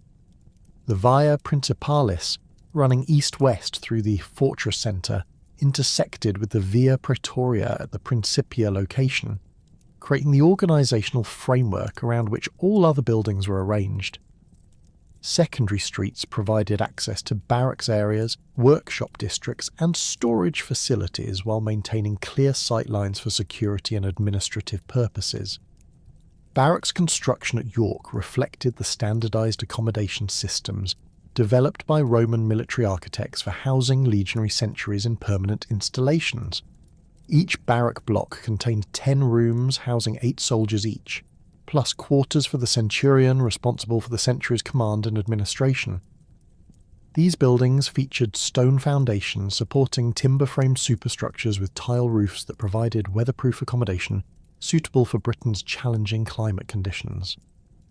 The Principia at York served as the administrative and ceremonial centre of legionary life, housing the commanding officer's headquarters, administrative offices, and the sacred shrine containing the legion's standards and religious artefacts. This building complex featured a large courtyard surrounded by covered walkways that provided space for military ceremonies, administrative activities, and official gatherings requiring the participation of multiple centuries or the entire legion. Storage facilities within the York fortress included multiple granary buildings designed to maintain adequate food supplies for the garrison during extended periods when external supply lines might be disrupted by weather, enemy action, or transportation difficulties. These structures incorporated sophisticated ventilation systems, moisture control features, and security measures that protected stored provisions while enabling efficient distribution to garrison personnel. The last definitive evidence of the IX Hispana's existence comes from building inscriptions discovered in York dating to approximately 108 AD, marking the end of a clear historical trail that had followed the legion through over a century of documented service across the Roman Empire.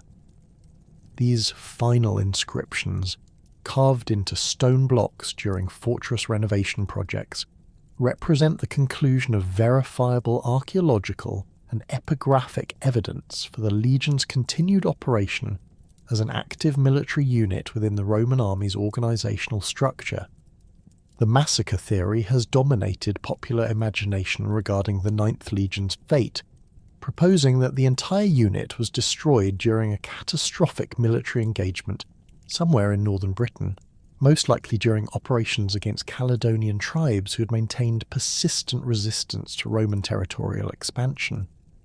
Proponents of this theory point to the sudden cessation of all documentary evidence after 108 AD, arguing that such complete disappearance from historical records could only result from total military annihilation that eliminated not just the legion's fighting strength, but also its administrative personnel, records, and institutional memory.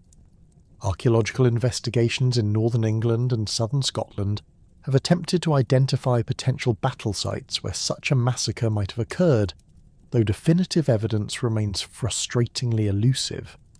Excavations at various locations have uncovered scattered Roman military equipment, including weapons fragments, armour pieces, and personal items that might indicate violent encounters between Roman forces and hostile tribes. However, none of these discoveries can be definitively linked to the 9th Legion specifically, as Roman military equipment was largely standardized across units during this period, making identification of particular legion involvement extremely difficult based solely on material evidence. The distribution pattern of Roman military artifacts across northern Britain creates additional complications for massacre theory proponents. While numerous sites contain evidence of Roman military presence and occasional violent encounters, the archaeological record lacks the concentrated deposits of equipment and human remains that would be expected from a major battle resulting in complete legion destruction. Sites like Tremontium and other frontier installations show evidence of abandonment and occasional destruction, but these events appear to represent gradual withdrawal or isolated incidents, rather than catastrophic military disasters. Proponents of the massacre theory often cite the absence of discharge diplomas for 9th Legion veterans after 108 AD as supporting evidence for complete unit destruction. Military diplomas, issued to soldiers completing their 25-year service terms, provide reliable documentation of Legion existence and operational status. The statistical absence of such diplomas for 9th Legion veterans becomes significant when compared with the abundant diplomatic evidence for contemporary legions serving in similar circumstances. However, critics argue that diploma survival rates vary considerably across different geographical regions and historical periods, making negative evidence less conclusive than massacre theory advocates suggest. Literary sources provide limited support for the massacre theory, with no contemporary historians explicitly describing the destruction of the 9th Legion in Britain. Tacitus, whose historical works cover the relevant period, makes no mention of such a significant military disaster, despite his detailed coverage of other Roman defeats and setbacks during British campaigns. Later historians, including Dio Cassius and the authors of the Historia Augusta, similarly failed to record any catastrophic loss of the 9th Legion, suggesting that if such an event occurred, it either went unrecorded by contemporary sources or was deliberately suppressed by imperial authorities. The transfer theory presents an alternative explanation for the 9th Legion's disappearance from British records, proposing that the unit was reassigned to other frontier regions where military pressures required additional legionary strength. This theory gains credibility from well-documented Roman practices of moving legions between provinces to address changing strategic priorities and operational requirements across the empire's extensive frontiers. During the early 2nd century AD, significant military challenges along the Rhine and Danube frontiers demanded substantial troop reinforcements that could have justified transferring experienced legions from relatively stable British territories. Evidence supporting the transfer theory includes fragmentary inscriptions and references that might indicate 9th Legion presence in continental European locations during the period following its disappearance from British records. An inscription from Nijmegen in the Netherlands, dating to the early 2nd century AD, mentions a military unit that some scholars interpret as referring to the 9th Hispana, though the damaged condition of the stone makes definitive identification impossible. Similarly, references in military documents from the Rhine frontier contain abbreviations and partial unit designations that could potentially refer to the transferred 9th Legion. Administrative records from Rhine frontier provinces show evidence of significant military reorganisation during the early 2nd century AD, with multiple legions receiving new assignments and territorial responsibilities. The 9th Legion's experience with frontier warfare, construction projects, and tribal relations would have made it particularly valuable for Rhine operations, where Roman forces faced similar challenges from Germanic tribes employing guerrilla tactics and exploiting difficult terrain conditions. Transfer to the Rhine would have utilised the Legion's specialised knowledge while addressing critical military needs in a strategically vital frontier region. Danube frontier operations during this period also required substantial military reinforcements to counter increasing pressure from Dacian kingdoms and other tribal confederations threatening Roman territorial integrity. The 9th Legion's combat experience and engineering capabilities would have proven valuable for Danube campaigns, where Roman forces needed to construct extensive fortification systems while conducting offensive operations against well-organised enemy forces. Several partially preserved military documents from Danube provinces contain references to legionary units whose designations might include the 9th Hispana, though definitive identification remains problematic due to incomplete preservation and ambiguous abbreviations.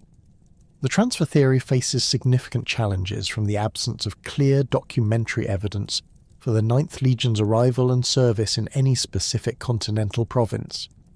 Roman military administration typically maintained detailed records of legion transfers, including departure orders, transportation arrangements, and assignment notifications that would have created multiple documentation streams. The complete absence of such administrative records suggests either systematic record loss or that no transfer actually occurred, though supporters argue that administrative documentation survival rates vary significantly across different provinces and time periods. Geographical distribution patterns of 9th Legion veterans provide additional evidence relevant to transfer theory evaluation.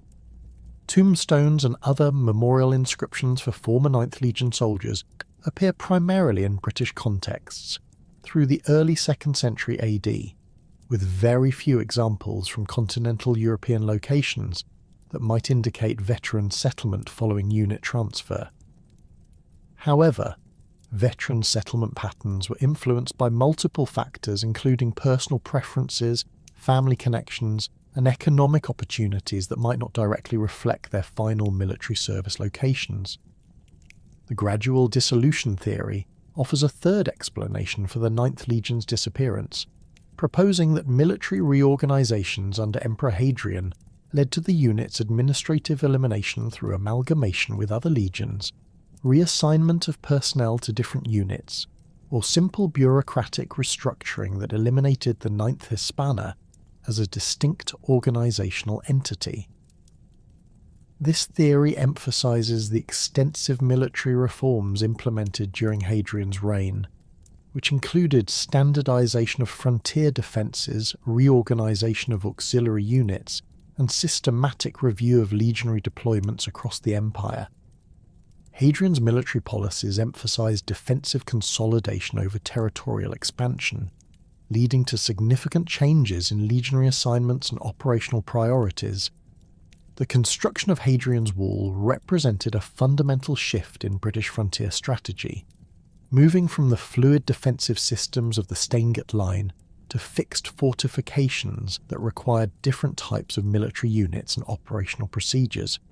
These changes could have made the Ninth Legion's specialized capabilities redundant, while creating opportunities for administrative reorganization that eliminated the unit as a separate entity.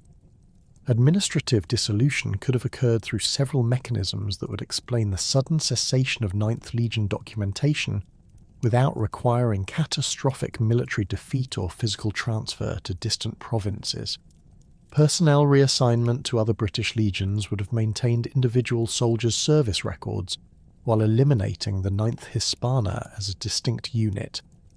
Such reorganisation was common during periods of military reform, as Roman administrators sought to optimise force structures and eliminate redundant organisational elements. Evidence supporting gradual dissolution includes the apparent strengthening of other British legions during the period following the Ninth Legion's disappearance from records. The 2nd Augusta and 20th Valeria Victrix both show evidence of increased personnel strength and expanded operational responsibilities during the early 2nd century AD, suggesting possible integration of former 9th Legion personnel into these continuing units. Military diplomas for these legions during this period occasionally contain unusual personnel designations that might reflect the incorporation of soldiers from dissolved units. Archaeological evidence from York provides some support for gradual dissolution theory, as excavations have revealed continuous military occupation of the fortress complex throughout the period when the 9th Legion disappears from written records. However, the archaeological record shows changes in material culture and construction techniques that might indicate different military units occupying the site. Pottery assemblages, building styles, and military equipment from layers dating to the 110s and 120s AD show variations from earlier periods that could reflect new garrison units with different cultural backgrounds and operational requirements. Epigraphic evidence from York and other former 9th Legion sites creates additional complications for dissolution theory evaluation.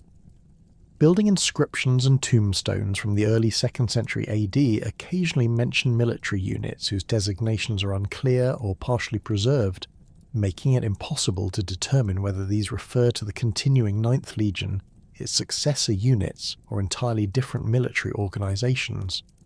The ambiguous nature of this evidence allows multiple interpretations while providing definitive support for none. The chronological distribution of evidence provides crucial insights into the timing and nature of the 9th Legion's disappearance. Inscriptions mentioning the unit cluster heavily in the period between 80 and 108 AD, with a sharp decline in frequency during the final years of this range.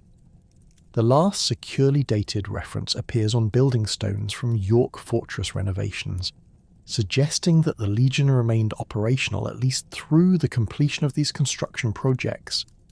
Geographical distribution patterns of 9th Legion inscriptions reveal the unit's operational areas and movement patterns during its final documented years. The concentration of evidence in York and surrounding areas indicates that the fortress served as the Legion's primary base during its final period of documented existence. However, Scattered inscriptions from other locations in northern England suggest continued involvement in frontier operations and construction projects extending beyond the immediate York vicinity.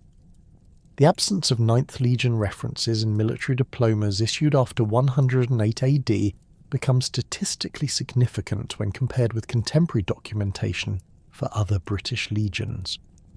Diplomas for the 2nd Augusta and 20th Valeria Victrix continue regularly throughout the early 2nd century AD, creating a stark contrast with the complete absence of 9th Legion mentions. This pattern suggests either unit destruction, transfer to provinces for which fewer diplomas survive, or administrative dissolution that eliminated the Legion as a diploma-issuing entity. Comparative analysis with other documented Legion disappearances provides additional context for evaluating the various theories regarding the 9th Hispana's fate. The 17th, 18th and 19th Legions destroyed at Teutoburg Forest left clear historical records of their destruction, including detailed accounts by contemporary historians and subsequent recovery efforts for lost standards. The 22nd Iotariana disappeared from Egyptian records during the Bar Kokhba revolt, though fragmentary evidence suggests possible transfer to other provinces rather than complete destruction. Modern archaeological techniques continue to provide new insights into the 9th Legion's final period and potential fate. Ground-penetrating radar surveys, systematic metal detection, and scientific analysis of artifact assemblages have revealed previously unknown details about Roman military sites in northern Britain. However, these investigations have not yet produced definitive evidence supporting any particular theory about the Legion's disappearance, suggesting that the mystery may persist despite advancing archaeological capabilities.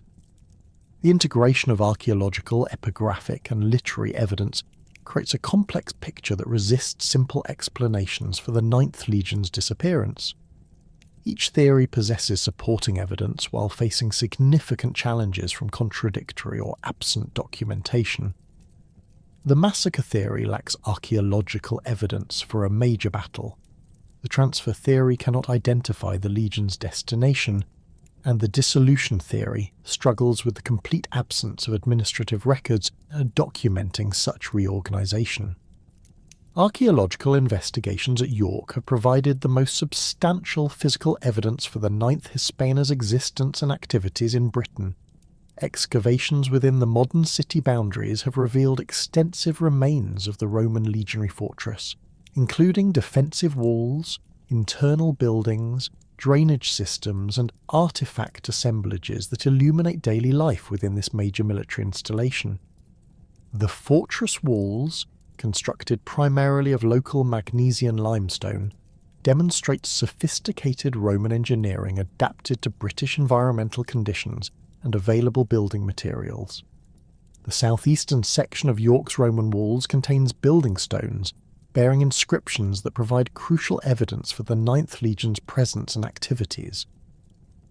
One particularly significant inscription, discovered during excavations near Monk Bar, records construction work undertaken by the 9th Hispana during renovations to the fortress defences.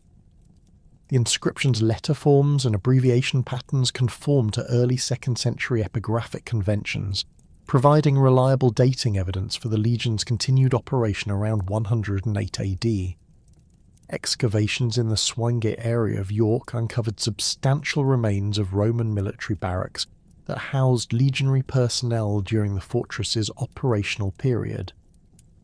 These buildings featured standardized room layouts with stone foundations supporting timber-framed superstructures, creating accommodations suitable for 8-man contubernium groups that form the basic units of legionary organisation. Archaeological evidence from these barracks includes personal items, military equipment fragments, and domestic artefacts that provide insights into soldiers' daily lives and cultural backgrounds. The discovery of leather documents at Carlisle, though not directly related to the 9th Legion, demonstrates the potential for organic preservation in British archaeological contexts. These waterlogged deposits contained military correspondence, administrative records, and personal letters that survived due to specific soil chemistry conditions. Similar preservation environments might exist at other Roman military sites, offering hope for future discoveries of documentary evidence that could clarify the Ninth Legion's fate. Pottery assemblages from York's Roman levels provide detailed chronological sequences that help establish the timing of different occupation phases within the legionary fortress. Samian ware sherds from Gallic workshops show continuous importation of high-quality ceramics throughout the late 1st and early 2nd centuries AD, indicating sustained economic connections between the fortress and continental supply networks. Local pottery production evidence suggests adaptation of Roman ceramic traditions to British materials and preferences while maintaining functional requirements for military use. Military equipment discoveries at York include iron weapon fragments, bronze armour fittings, and lead sling bullets that demonstrate the fortress's role as an active military installation.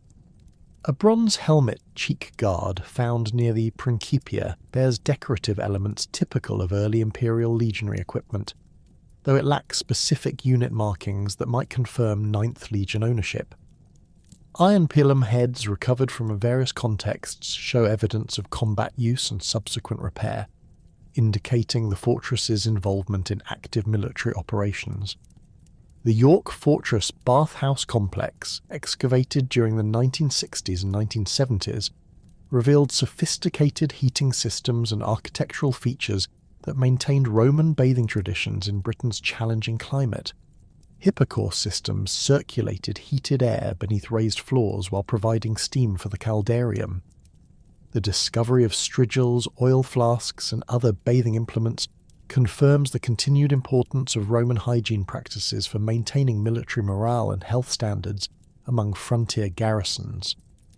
Tombstone discoveries in York provide crucial prosopographical evidence for individual 9th Legion soldiers and their families. The tombstone of Lucius Ducius Rufinus, a standard-bearer of the 9th Hispana, records his death at age 28 after 9 years of military service. The inscription's formula and decorative elements conform to early 2nd century conventions, while providing specific details about his military rank and unit assignment. Similar tombstones for other 9th Legion personnel create a collective portrait of the unit's composition and recruitment patterns. Archaeological investigations at Nijmegen in the Netherlands have uncovered evidence of Roman military presence that some scholars connect with possible 9th Legion deployment following its disappearance from British records. Excavations at the Huneberg site revealed extensive remains of a legionary fortress occupied during the early 2nd century AD.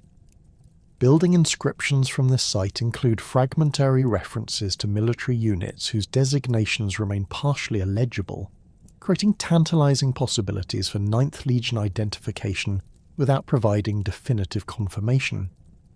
The Nijmegen fortress walls incorporated construction techniques and architectural elements consistent with Roman military engineering practices developed during British frontier operations. Stone foundations supported defensive walls reaching heights of approximately 4 meters, with regular towers providing elevated positions for artillery and observation. The fortress's internal layout followed standard Roman military planning principles while adapting to local topographical conditions and available building materials.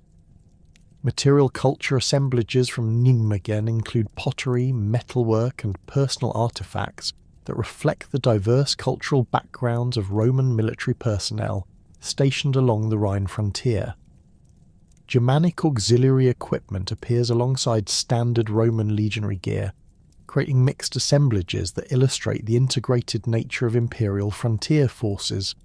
However, these artifact assemblages lack specific markers that might definitively identify particular legion units, as Roman military equipment standardization makes unit identification extremely difficult based solely on material evidence.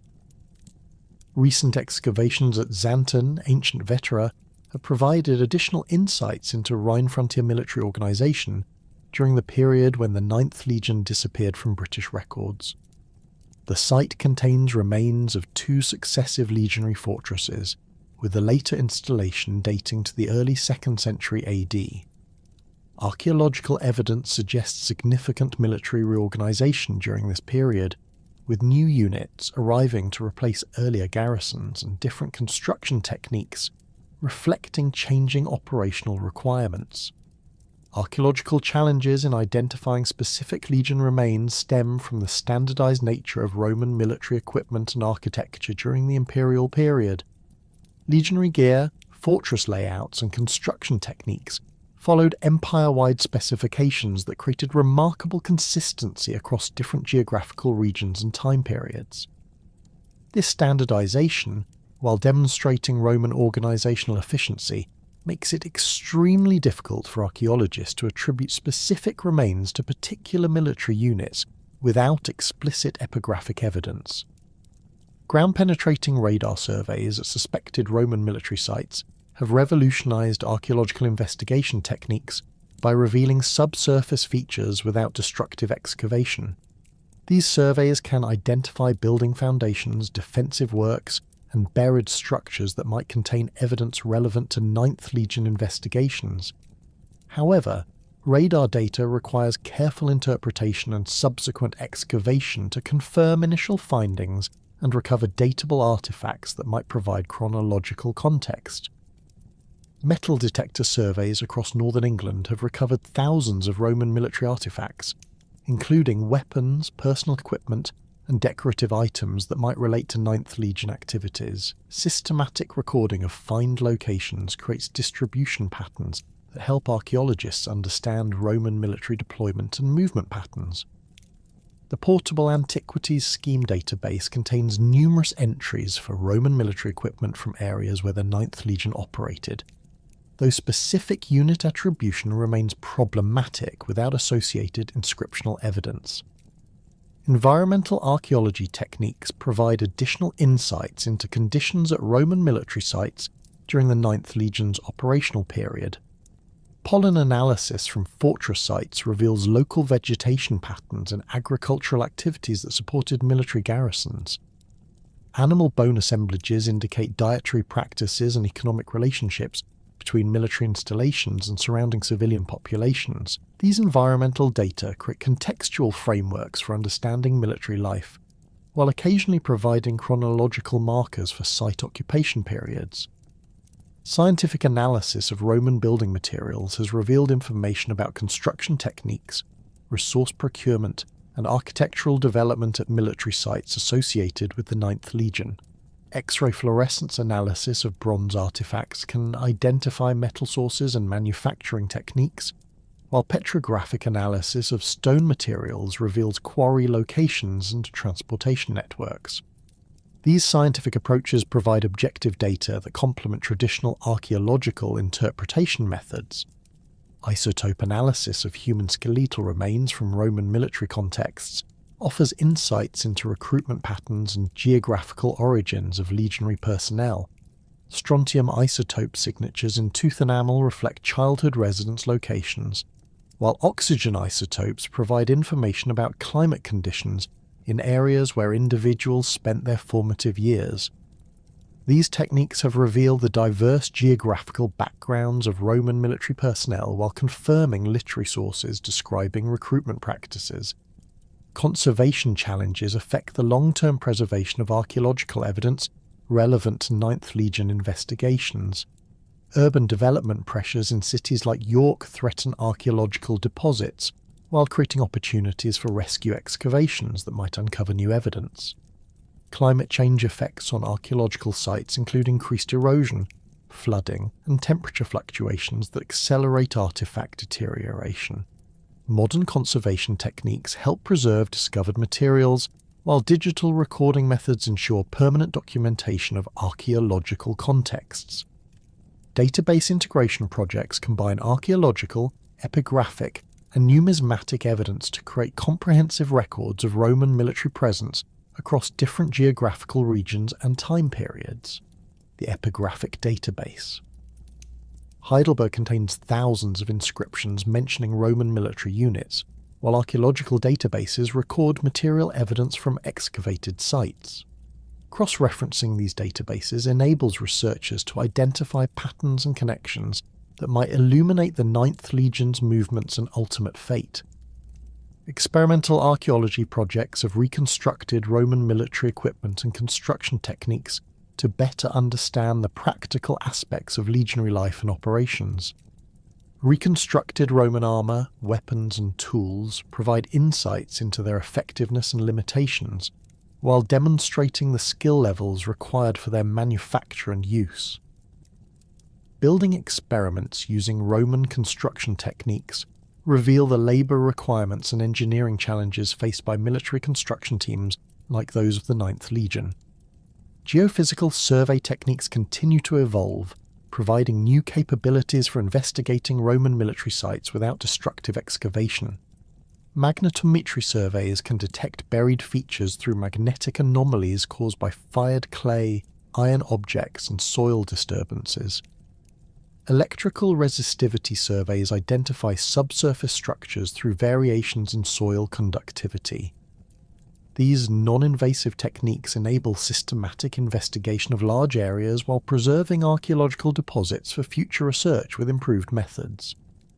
Digital reconstruction technologies allow archaeologists to visualize Roman military installations based on excavated remains and comparative evidence from better preserved sites. Three-dimensional modelling software can recreate fortress layouts, building elevations, and landscape contexts that help researchers understand spatial relationships and functional arrangements.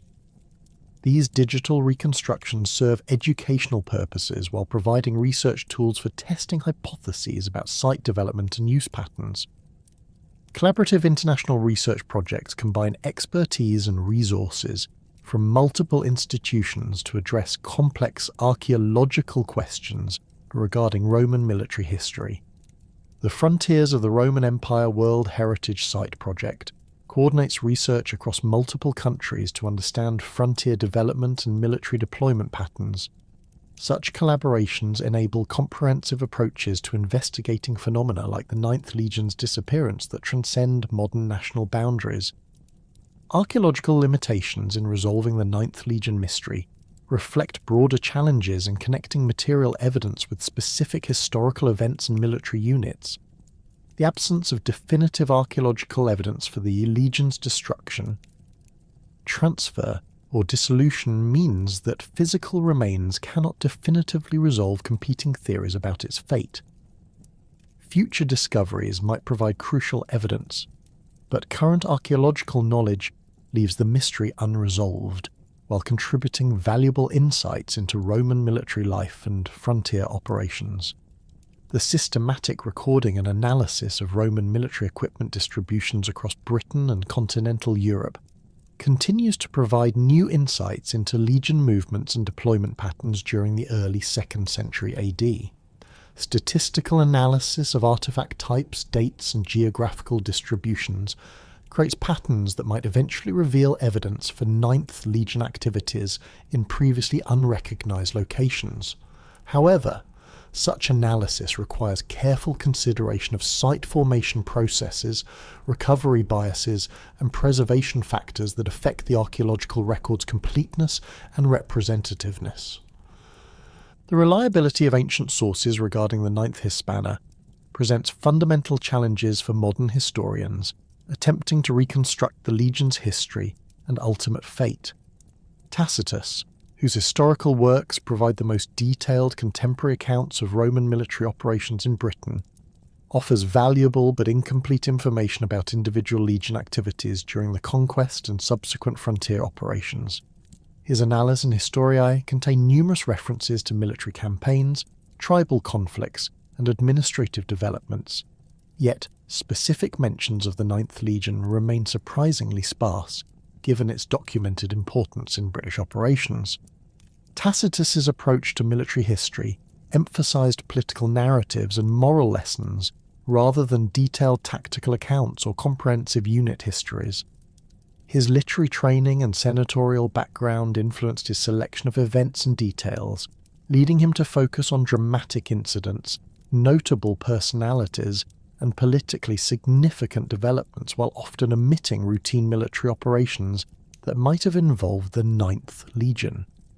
This editorial approach creates gaps in the historical record that complicate efforts to trace specific Legion activities through literary sources alone. The chronological scope of Tacitus's surviving works creates additional limitations for Ninth Legion research. His coverage of British events ends before the period when the Legion disappears from historical records, leaving crucial years undocumented by the most reliable contemporary source. The lost portions of his Historiae, which would have covered events during the Flavian period and beyond, might have contained valuable information about the Legion's later activities and ultimate fate. Modern historians must rely on fragmentary references and later sources of varying reliability to fill these chronological gaps. Tacitus's reliability regarding military details has been extensively debated by modern scholars, with archaeological evidence sometimes contradicting his accounts of specific events or chronological sequences. His description of the Battle of Watling Street, where Roman forces under Suetonius Paulinus defeated Boudica's coalition, contains tactical details that some military historians consider implausible given the terrain conditions and force deployments he describes. Such discrepancies raise questions about the accuracy of his military reporting and the extent to which literary conventions influenced his historical narratives. Cassius Dio's Roman history provides an alternative perspective on British events, though his work was composed nearly 2 centuries after the Ninth Legion's disappearance and relies heavily on earlier sources that are now lost. Dio's account of Boudica's rebellion includes details not found in Tacitus, suggesting access to different source materials or traditions. However, his geographical distance from Britain and temporal separation from the events he describes raise questions about the accuracy of his information, particularly regarding specific military units and their individual roles in various campaigns. Dio's treatment of British geography reveals significant limitations in his understanding of the island's topography and tribal distributions. His descriptions of rivers, settlements, and territorial boundaries often conflict with archaeological evidence and other literary sources, suggesting reliance on outdated or inaccurate geographical information. These geographical errors extend to his accounts of military operations, where misunderstanding of terrain conditions and strategic positions undermines the reliability of his tactical descriptions and casualty figures. The numerical data provided by Dio regarding military forces and casualties requires careful evaluation, as ancient historians often use conventional figures rather than precise statistics when describing large-scale military operations. His casualty figures for Boudica's rebellion, which claim tens of thousands of British deaths, follow literary conventions for describing barbarian defeats rather than reflecting actual body counts or reliable military records. Such conventional numbers make it difficult to assess the true scale of events and their impact on specific military units like the Ninth Legion. The Historia Augusta presents particular challenges for historians studying the Ninth Legion, as this collection of imperial biographies contains numerous fabrications, anachronisms, and fictional elements alongside genuine historical information. The work's multiple authors, writing during the late 3rd and early 4th centuries AD, had access to earlier sources but also inserted invented details, speeches, and documents to enhance their narrative's dramatic impact. Distinguishing authentic information from fictional embellishments requires careful comparison with other sources and archaeological evidence. Several entries in the Historia Augusta mention military reorganizations and legion transfers during the reigns of Trajan and Hadrian, periods crucial for understanding the Ninth Legion's potential fate. However, the specific details provided about these reorganizations often cannot be verified through other sources, raising questions about their authenticity. The author's tendency to invent plausible-sounding administrative details makes it particularly difficult to evaluate claims about legion movements or dissolutions during this period. The reliability problems inherent in the Historia Augusta extend to its treatment of British affairs, where the authors demonstrate limited knowledge of the province's geography, tribal structures, and military history. References to British campaigns and administrative changes often contain chronological errors or impossible geographical details that reveal the author's dependence on confused or corrupted source materials. These limitations make the Historia Augusta an unreliable source for specific information about the 9th Legion's British service or ultimate fate. Medieval chroniclers and early modern antiquarians create additional layers of interpretation and speculation that have influenced popular understanding of the 9th Legion's history while often departing significantly from reliable historical evidence. Geoffrey of Monmouth's Historia Regum Britanniae, composed in the 12th century, incorporated Roman military history into his largely fictional narrative of British kings and legendary heroes. His account includes references to Roman legions operating in Britain, though these references combine genuine historical elements with invented details designed to enhance his narrative's dramatic appeal. The Arthurian romance tradition absorbed elements of Roman military history, creating fictional narratives that placed Roman legions in legendary contexts alongside mythical heroes and supernatural events. Medieval poets and chroniclers often conflated different historical periods, combining references to Roman conquest with post-Roman British resistance movements and legendary figures. These literary works created popular images of Roman military operations that influenced later historical interpretations while lacking any reliable historical foundation.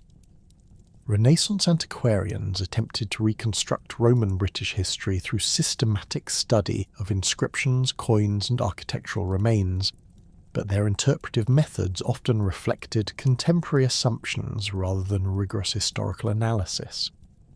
William Camden's Britannia, first published in 1586, included discussions of Roman military sites and legion activities based on topographical observations and epigraphic evidence. However, Camden's interpretations were influenced by humanist scholarly traditions that emphasized classical parallels and moral lessons rather than objective historical reconstruction. Early modern historians like Edward Gibbon incorporated Roman military history into comprehensive narratives of imperial decline, but their treatment of specific legion histories often relied on limited source materials and reflected contemporary political and cultural assumptions.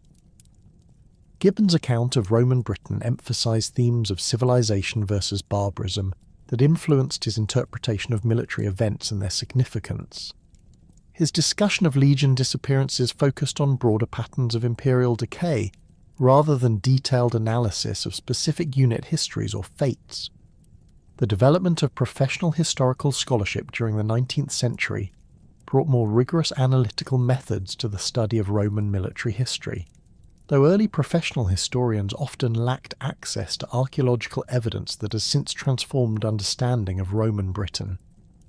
Theodore Mommsen's systematic study of Roman inscriptions provided reliable foundations for legion history, but his work predated most major archaeological discoveries at sites like York and other locations crucial for understanding the 9th Legion's activities. Victorian historians approached Roman military history with assumptions about imperial expansion and military efficiency that influenced their interpretations of legion disappearances and frontier operations. Their emphasis on military glory and imperial achievement led them to favour dramatic explanations for events like the 9th Legion's disappearance, particularly theories involving heroic last stands or catastrophic battles against barbarian forces. These interpretative preferences shaped popular understanding of Roman military history, while sometimes obscuring more mundane explanations for historical phenomena. The emergence of archaeological evidence during the late 19th and early 20th centuries provided new sources of information about Roman military history, while revealing the limitations of purely literary approaches to historical reconstruction. Excavations at Roman military sites began producing material evidence for legion activities, equipment, and living conditions that complemented and sometimes contradicted literary sources.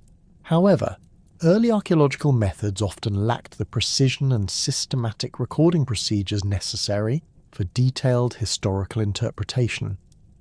Professional military historians of the early 20th century brought specialized knowledge of military organization and tactics to the study of Roman legion history, providing insights into operational realities that had been overlooked by earlier scholars. Their analysis of Roman military documents, equipment, and organizational structures revealed the complexity of legion administration and the multiple factors that could affect unit survival and documentation. However, their focus on military efficiency sometimes led them to underestimate the role of political, economic, and administrative factors in determining legion fates. The development of prosopographical methods during the mid-20th century enabled historians to trace individual careers and family connections within Roman military hierarchies, providing new insights into legion recruitment, promotion patterns, and geographical movements. Systematic analysis of inscriptions and military diplomas revealed the complex networks of personal relationships that connected military personnel across different provinces and time periods. These methods have proven particularly valuable for understanding the Ninth Legion's recruitment patterns and the geographical origins of its personnel. Modern archaeological techniques have revolutionized the study of Roman military history by providing material evidence that can be precisely dated and systematically analysed.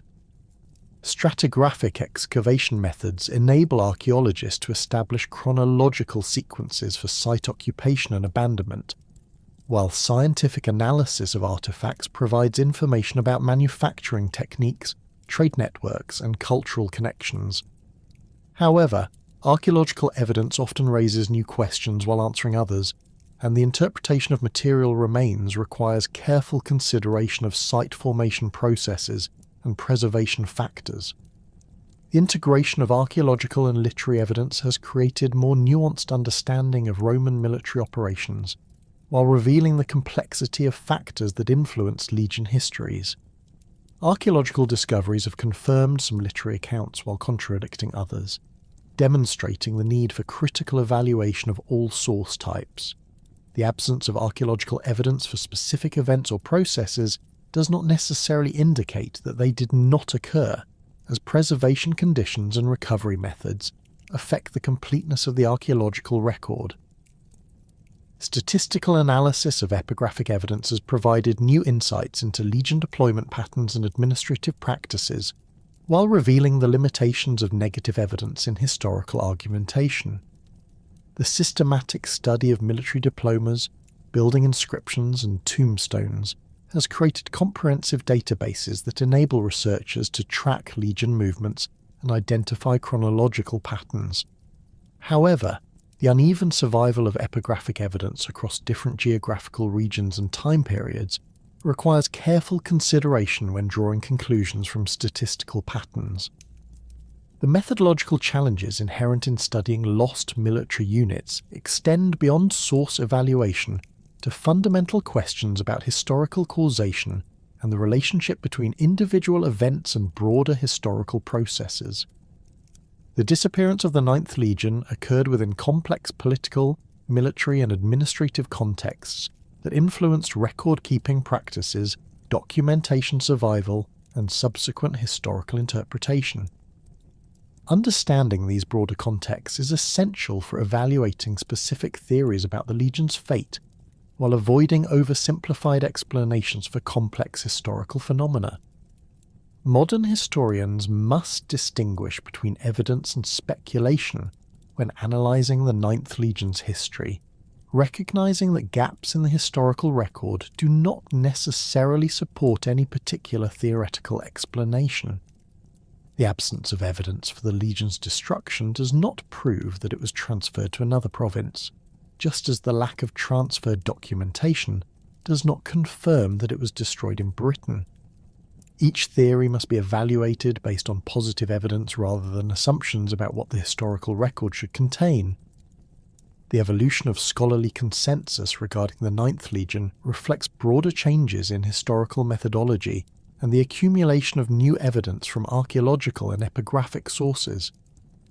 Early 20th century historians generally favoured dramatic explanations involving military disasters, while mid-century scholars emphasised administrative explanations based on systematic analysis of Roman bureaucratic practices.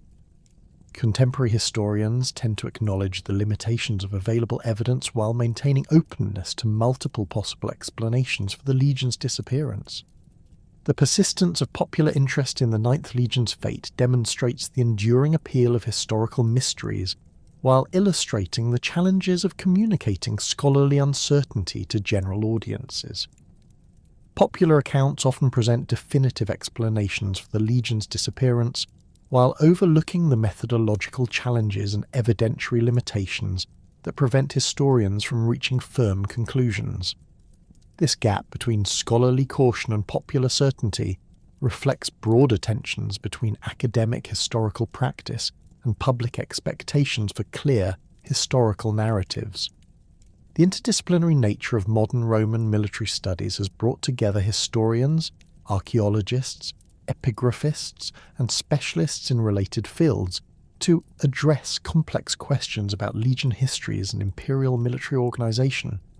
Collaborative research projects have produced more comprehensive understanding of Roman military operations while revealing the need for continued investigation using multiple methodological approaches. The Ninth Legion's disappearance remains an active area of research that continues to generate new hypotheses and analytical approaches. Current scholarly consensus regarding the fate of the Ninth Hispana reflects the methodological maturity of Roman military studies while acknowledging the fundamental limitations imposed by incomplete historical records. The majority of contemporary historians reject the dramatic massacre theory that dominated popular imagination throughout much of the 20th century, recognizing that archaeological evidence fails to support catastrophic military destruction on the scale required for complete legion annihilation.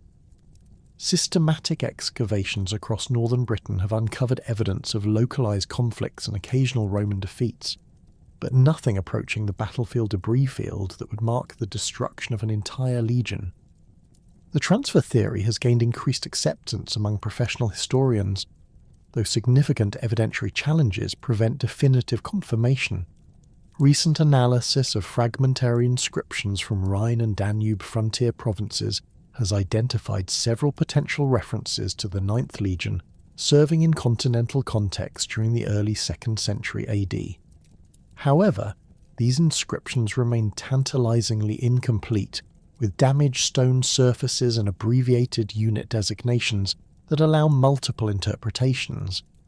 The inscription from Nijmegen continues to generate scholarly debate, with some experts reading the damaged text as Leg 17th Hisp, while others argue that the visible letters could represent different military units entirely. Administrative dissolution theories have gained credibility through systematic analysis of Hadrianic military reforms and their impact on legionary organisation throughout the empire. Documentary evidence from other provinces reveals extensive military reorganisations during Hadrian's reign, including the amalgamation of undermanned units, reassignment of personnel between legions, and elimination of redundant organisational structures. The Ninth Legion's specialised frontier warfare capabilities, developed through decades of British service, may have become less relevant under Hadrian's defensive consolidation policies, making the unit a candidate for administrative restructuring.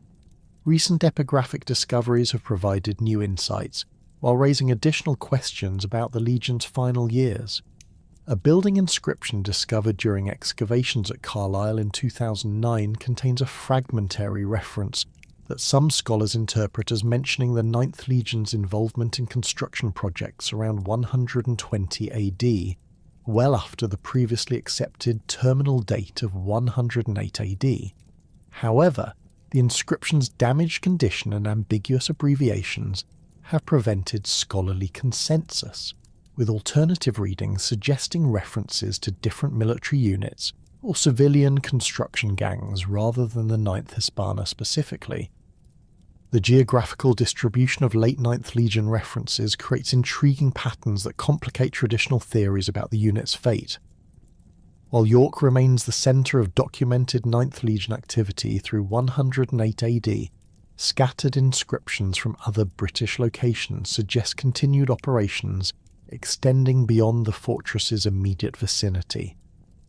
A tombstone fragment from Chester, dating to approximately 110 AD, mentions a veteran who served with Eleg Iti before joining the 20th Legion, indicating that individual 9th Legion soldiers were being reassigned to other units during this period. Numismatic evidence provides additional chronological markers for evaluating theories about the Legion's disappearance. Coin assemblages from York and other sites associated with the 9th Legion show continuous deposition through the early 2nd century AD, with no sharp break that might indicate sudden abandonment or catastrophic destruction. However, the coins also reveal changes in circulation patterns that could reflect altered military deployment or administrative reorganisation, affecting the site's economic relationships with broader imperial networks. Areas of significant uncertainty persist despite decades of intensive research. The complete absence of military diplomas mentioning 9th Legion veterans after 108 AD remains statistically anomalous when compared with contemporary legions serving in similar circumstances. This diplomatic silence could indicate unit destruction, transfer to provinces with poor diploma survival rates, or administrative changes that affected diploma issuance procedures. Each explanation faces evidentiary challenges that prevent definitive resolution. The question of the Legion's Eagle standard adds another layer of complexity to the disappearance mystery. Roman military culture invested profound symbolic significance in legionary eagles, and their loss typically generated extensive documentation as commanders organised recovery expeditions. The complete absence of references to a lost 9th Legion eagle suggests either that the standard was never lost, was successfully recovered without generating historical records, or that the unit's dissolution occurred through administrative rather than military means that would have preserved the eagle for transfer to successor units. The cultural impact of the 9th Legion mystery has far exceeded its historical significance, transforming a relatively minor gap in Roman military records into one of the most recognisable stories from ancient Britain. This transformation began during the Victorian period, when Romantic nationalism and imperial consciousness created receptive audiences for tales of military heroism and mysterious disappearances in Britain's Roman past. The Legion story provided a perfect vehicle for exploring themes of civilization versus barbarism, imperial expansion versus native resistance, and heroic sacrifice in hostile frontiers. Rosemary Sutcliffe's 1954 novel The Eagle of the Ninth established the definitive popular narrative that has shaped public understanding of the Legion's fate for over half a century. Sutcliffe's story, following a young Roman officer's quest to recover his father's lost Legion standard in the Scottish Highlands, combined meticulous historical research with compelling adventure narrative that brought Roman Britain to life for generations of readers. Her portrayal of the 9th Legion's destruction in Caledonian territory became so influential that many readers assumed it represented established historical fact rather than fictional speculation. The novel's success spawned numerous adaptations, sequels, and derivative works that further embedded the massacre theory in popular consciousness.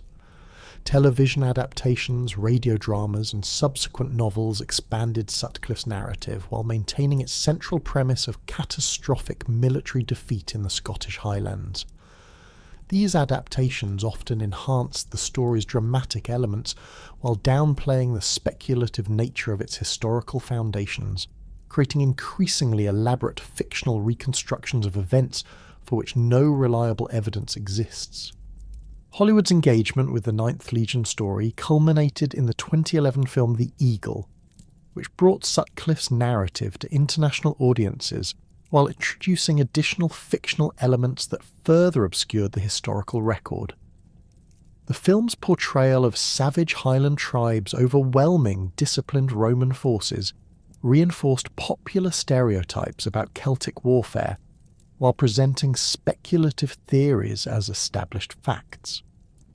Its commercial success demonstrated the enduring appeal of the Lost Legion narrative, while contributing to widespread misconceptions about Roman military history and the nature of Romano-British interactions. The influence of popular fiction on public understanding of the Ninth Legion extends beyond entertainment to educational contexts, where fictional narratives often carry more weight than academic scholarship. School curricula frequently include references to the Lost Legion as an established historical event, while museum displays and heritage site interpretations sometimes present speculative theories alongside verified facts without adequate distinction. This blending of fiction and history creates persistent misconceptions that professional historians struggle to address through scholarly publications with limited popular reach. Documentary productions have attempted to bridge the gap between academic scholarship and popular interest, though with mixed results.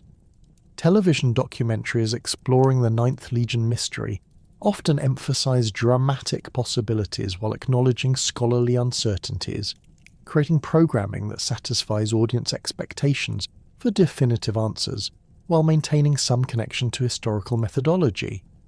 However, the medium's requirements for visual storytelling and narrative closure frequently lead to oversimplified presentations of complex historical problems. The Legion story has become embedded in British cultural identity as a foundational narrative about Romano-British relations and the limits of imperial power. Tourist sites across northern England and Scotland promote connections to the Lost Legion, often presenting speculative theories as established facts to enhance visitor experiences. Hadrian's Wall heritage sites frequently mention the Ninth Legion's disappearance as context for the wall's construction, though scholarly consensus increasingly questions direct connections between these events. The mystery's influence extends to contemporary military culture, where the Ninth Legion story serves as a cautionary tale about the dangers of overextension and the importance of maintaining communication with isolated units. Military academies sometimes use the disappearance as a case study in operational planning and risk management, though these applications rely more on fictional reconstructions than historical evidence. The Legion's fate has become a metaphor for military units that disappear into hostile territory, inspiring references in modern military literature and strategic analysis. Academic conferences dedicated to Roman military history regularly feature sessions on the Ninth Legion, reflecting continued scholarly interest while demonstrating the challenge of generating new insights from limited evidence. These gatherings bring together specialists in epigraphy, archaeology, military history, and related fields to share research findings and debate interpretative approaches. However, the conferences also reveal the extent to which the mystery has become self-perpetuating, with scholarly attention sometimes exceeding the historical significance of the questions being investigated.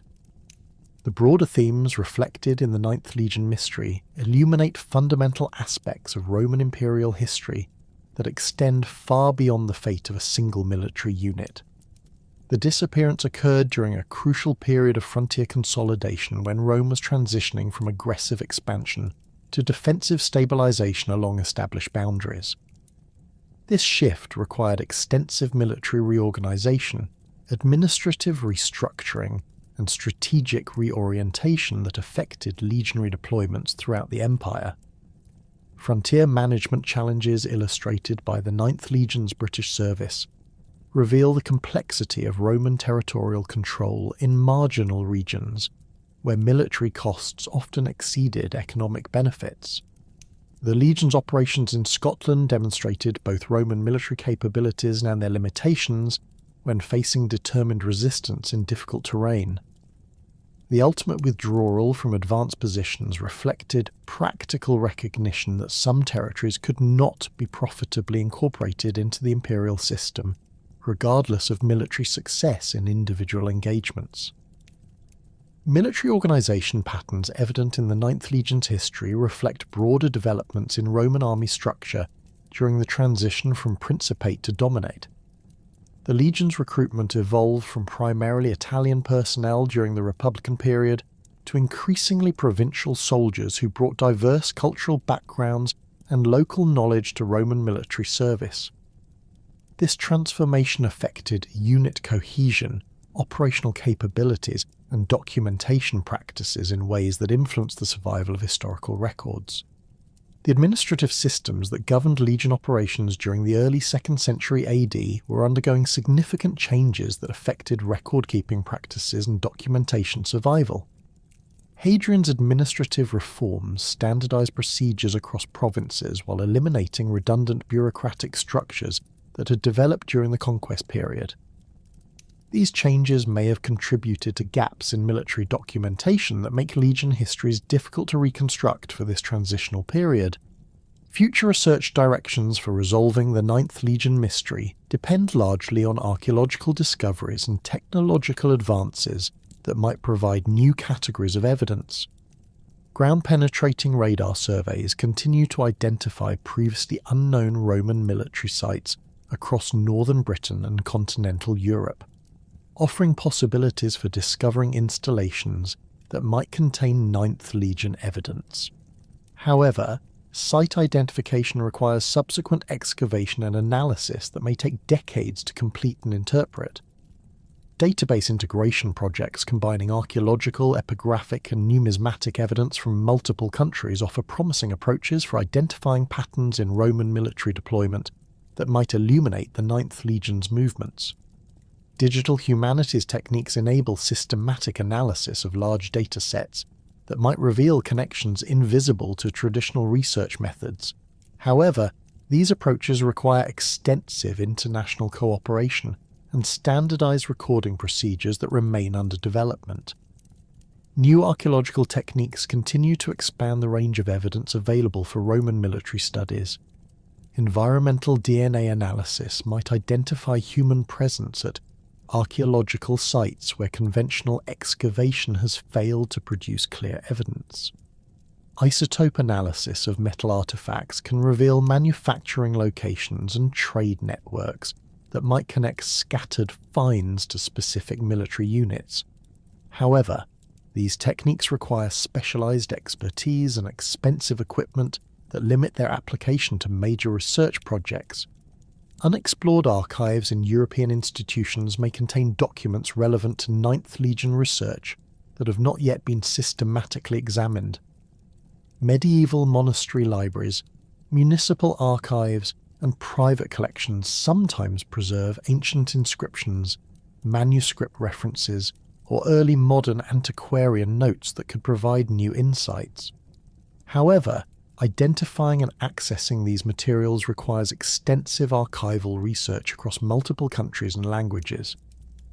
The development of artificial intelligence applications for analysing fragmentary inscriptions offers potential for extracting information from damaged epigraphic evidence that has previously been considered illegible. Machine learning algorithms trained on complete inscriptions might identify letter patterns and abbreviation conventions that enable new readings of problematic texts. However, these applications remain experimental and require validation through traditional epigraphic methods. Climate change effects on archaeological sites create both opportunities and challenges for future Ninth Legion research. Changing precipitation patterns and temperature fluctuations affect soil conditions that influence artifact preservation and site visibility. Coastal erosion and flooding may expose previously buried archaeological deposits while simultaneously threatening established sites.